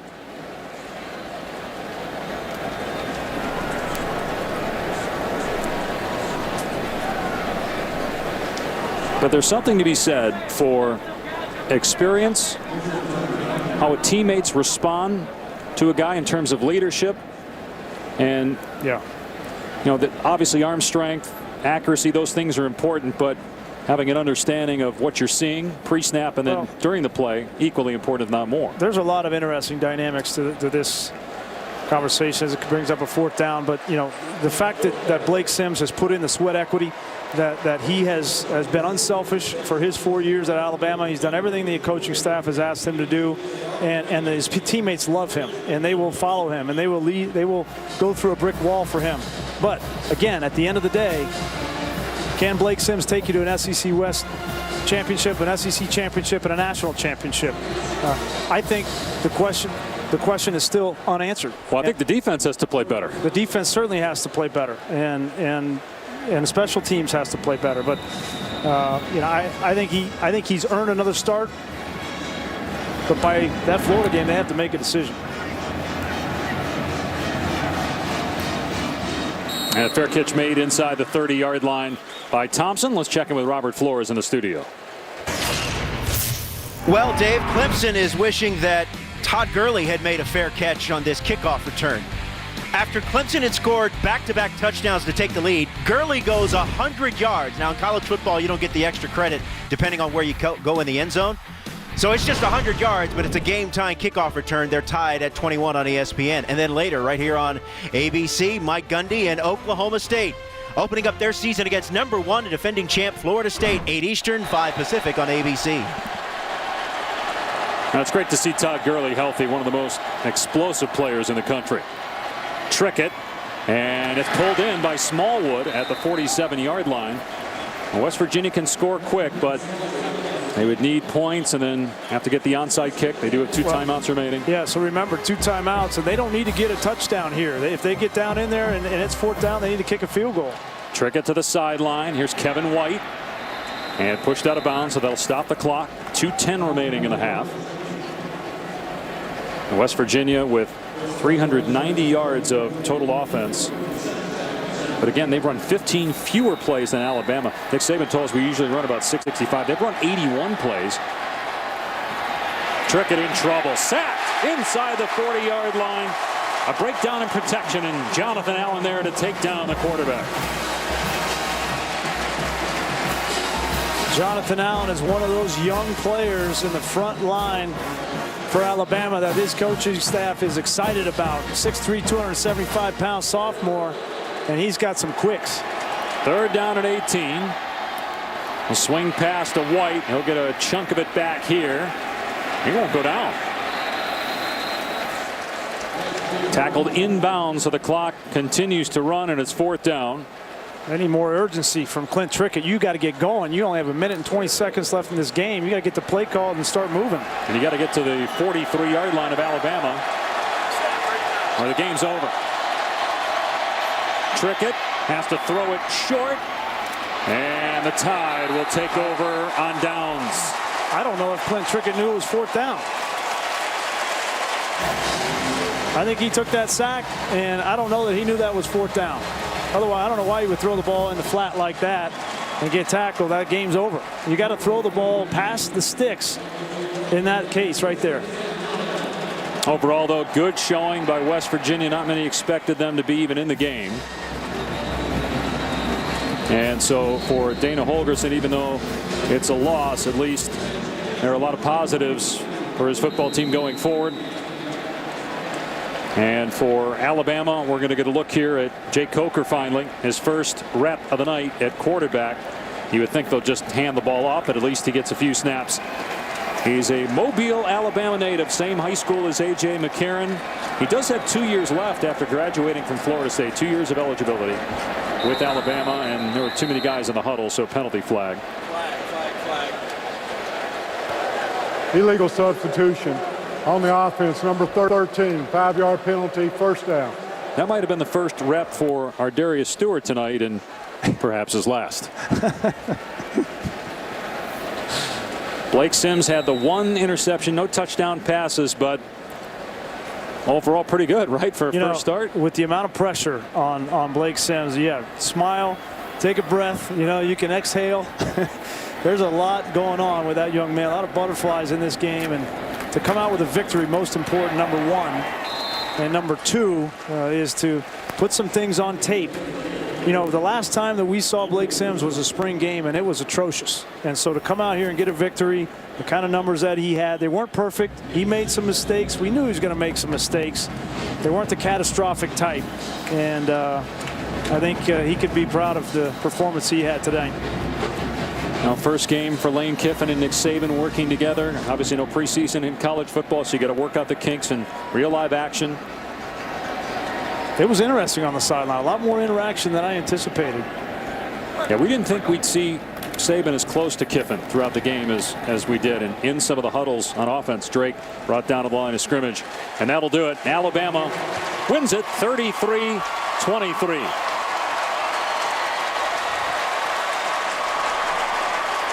TJ Yeldon had a couple of touchdowns on the ground. Derrick Henry had a score. Both those backs over 100 yards rushing. And a career high for Amari Cooper, 12 catches for 130 yards. As Blake Sims wins his first start as the Alabama quarterback.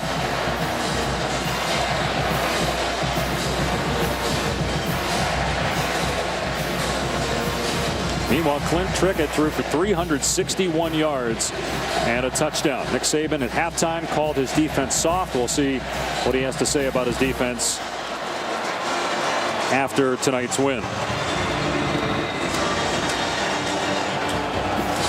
Coach Saban is standing by with Tom. Coach, a lot of positives, a lot of negatives in your first game here tonight. How would you assess the performance of your football team over the course of 4 quarters? Well, you know what? The big thing is it is what it is. We are where we are. So this gives us an opportunity to try to go and improve on the things we need to improve on. Did a lot of good things in the game, but we also did a lot of things we need to do a lot of improvement on. So this will give the team as well as the coaches and everybody else a good idea of what we need to do in the future so that we can become a better football team. As the course of the game went on, you had some moments offensively where you were backed up. You allowed Blake Sims to kind of take control of the offense. How did you feel he managed the game when your offense was backed up in field position? Well, he managed the game better when we didn't have a huddle. All right, and that's something that we decided we'd try, and he did a better job of that. But we couldn't do everything in our offense out of that, so we kind of shared it after that. But I think Blake settled down and played better in the second half, even though he threw a pick. But I thought he managed the game a lot better. All right, good luck next week, Coach. All right, thank you.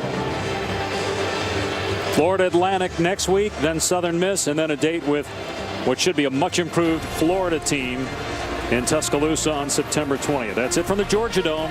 A Chick-fil-A kickoff game. Alabama wins at 33-23. Stay tuned. 8 Eastern on ABC. It's the Cowboys Classic, Florida State and Oklahoma State. For Brian Greasy, Tom Luganbill, I'm Dave Pash. So long from Atlanta.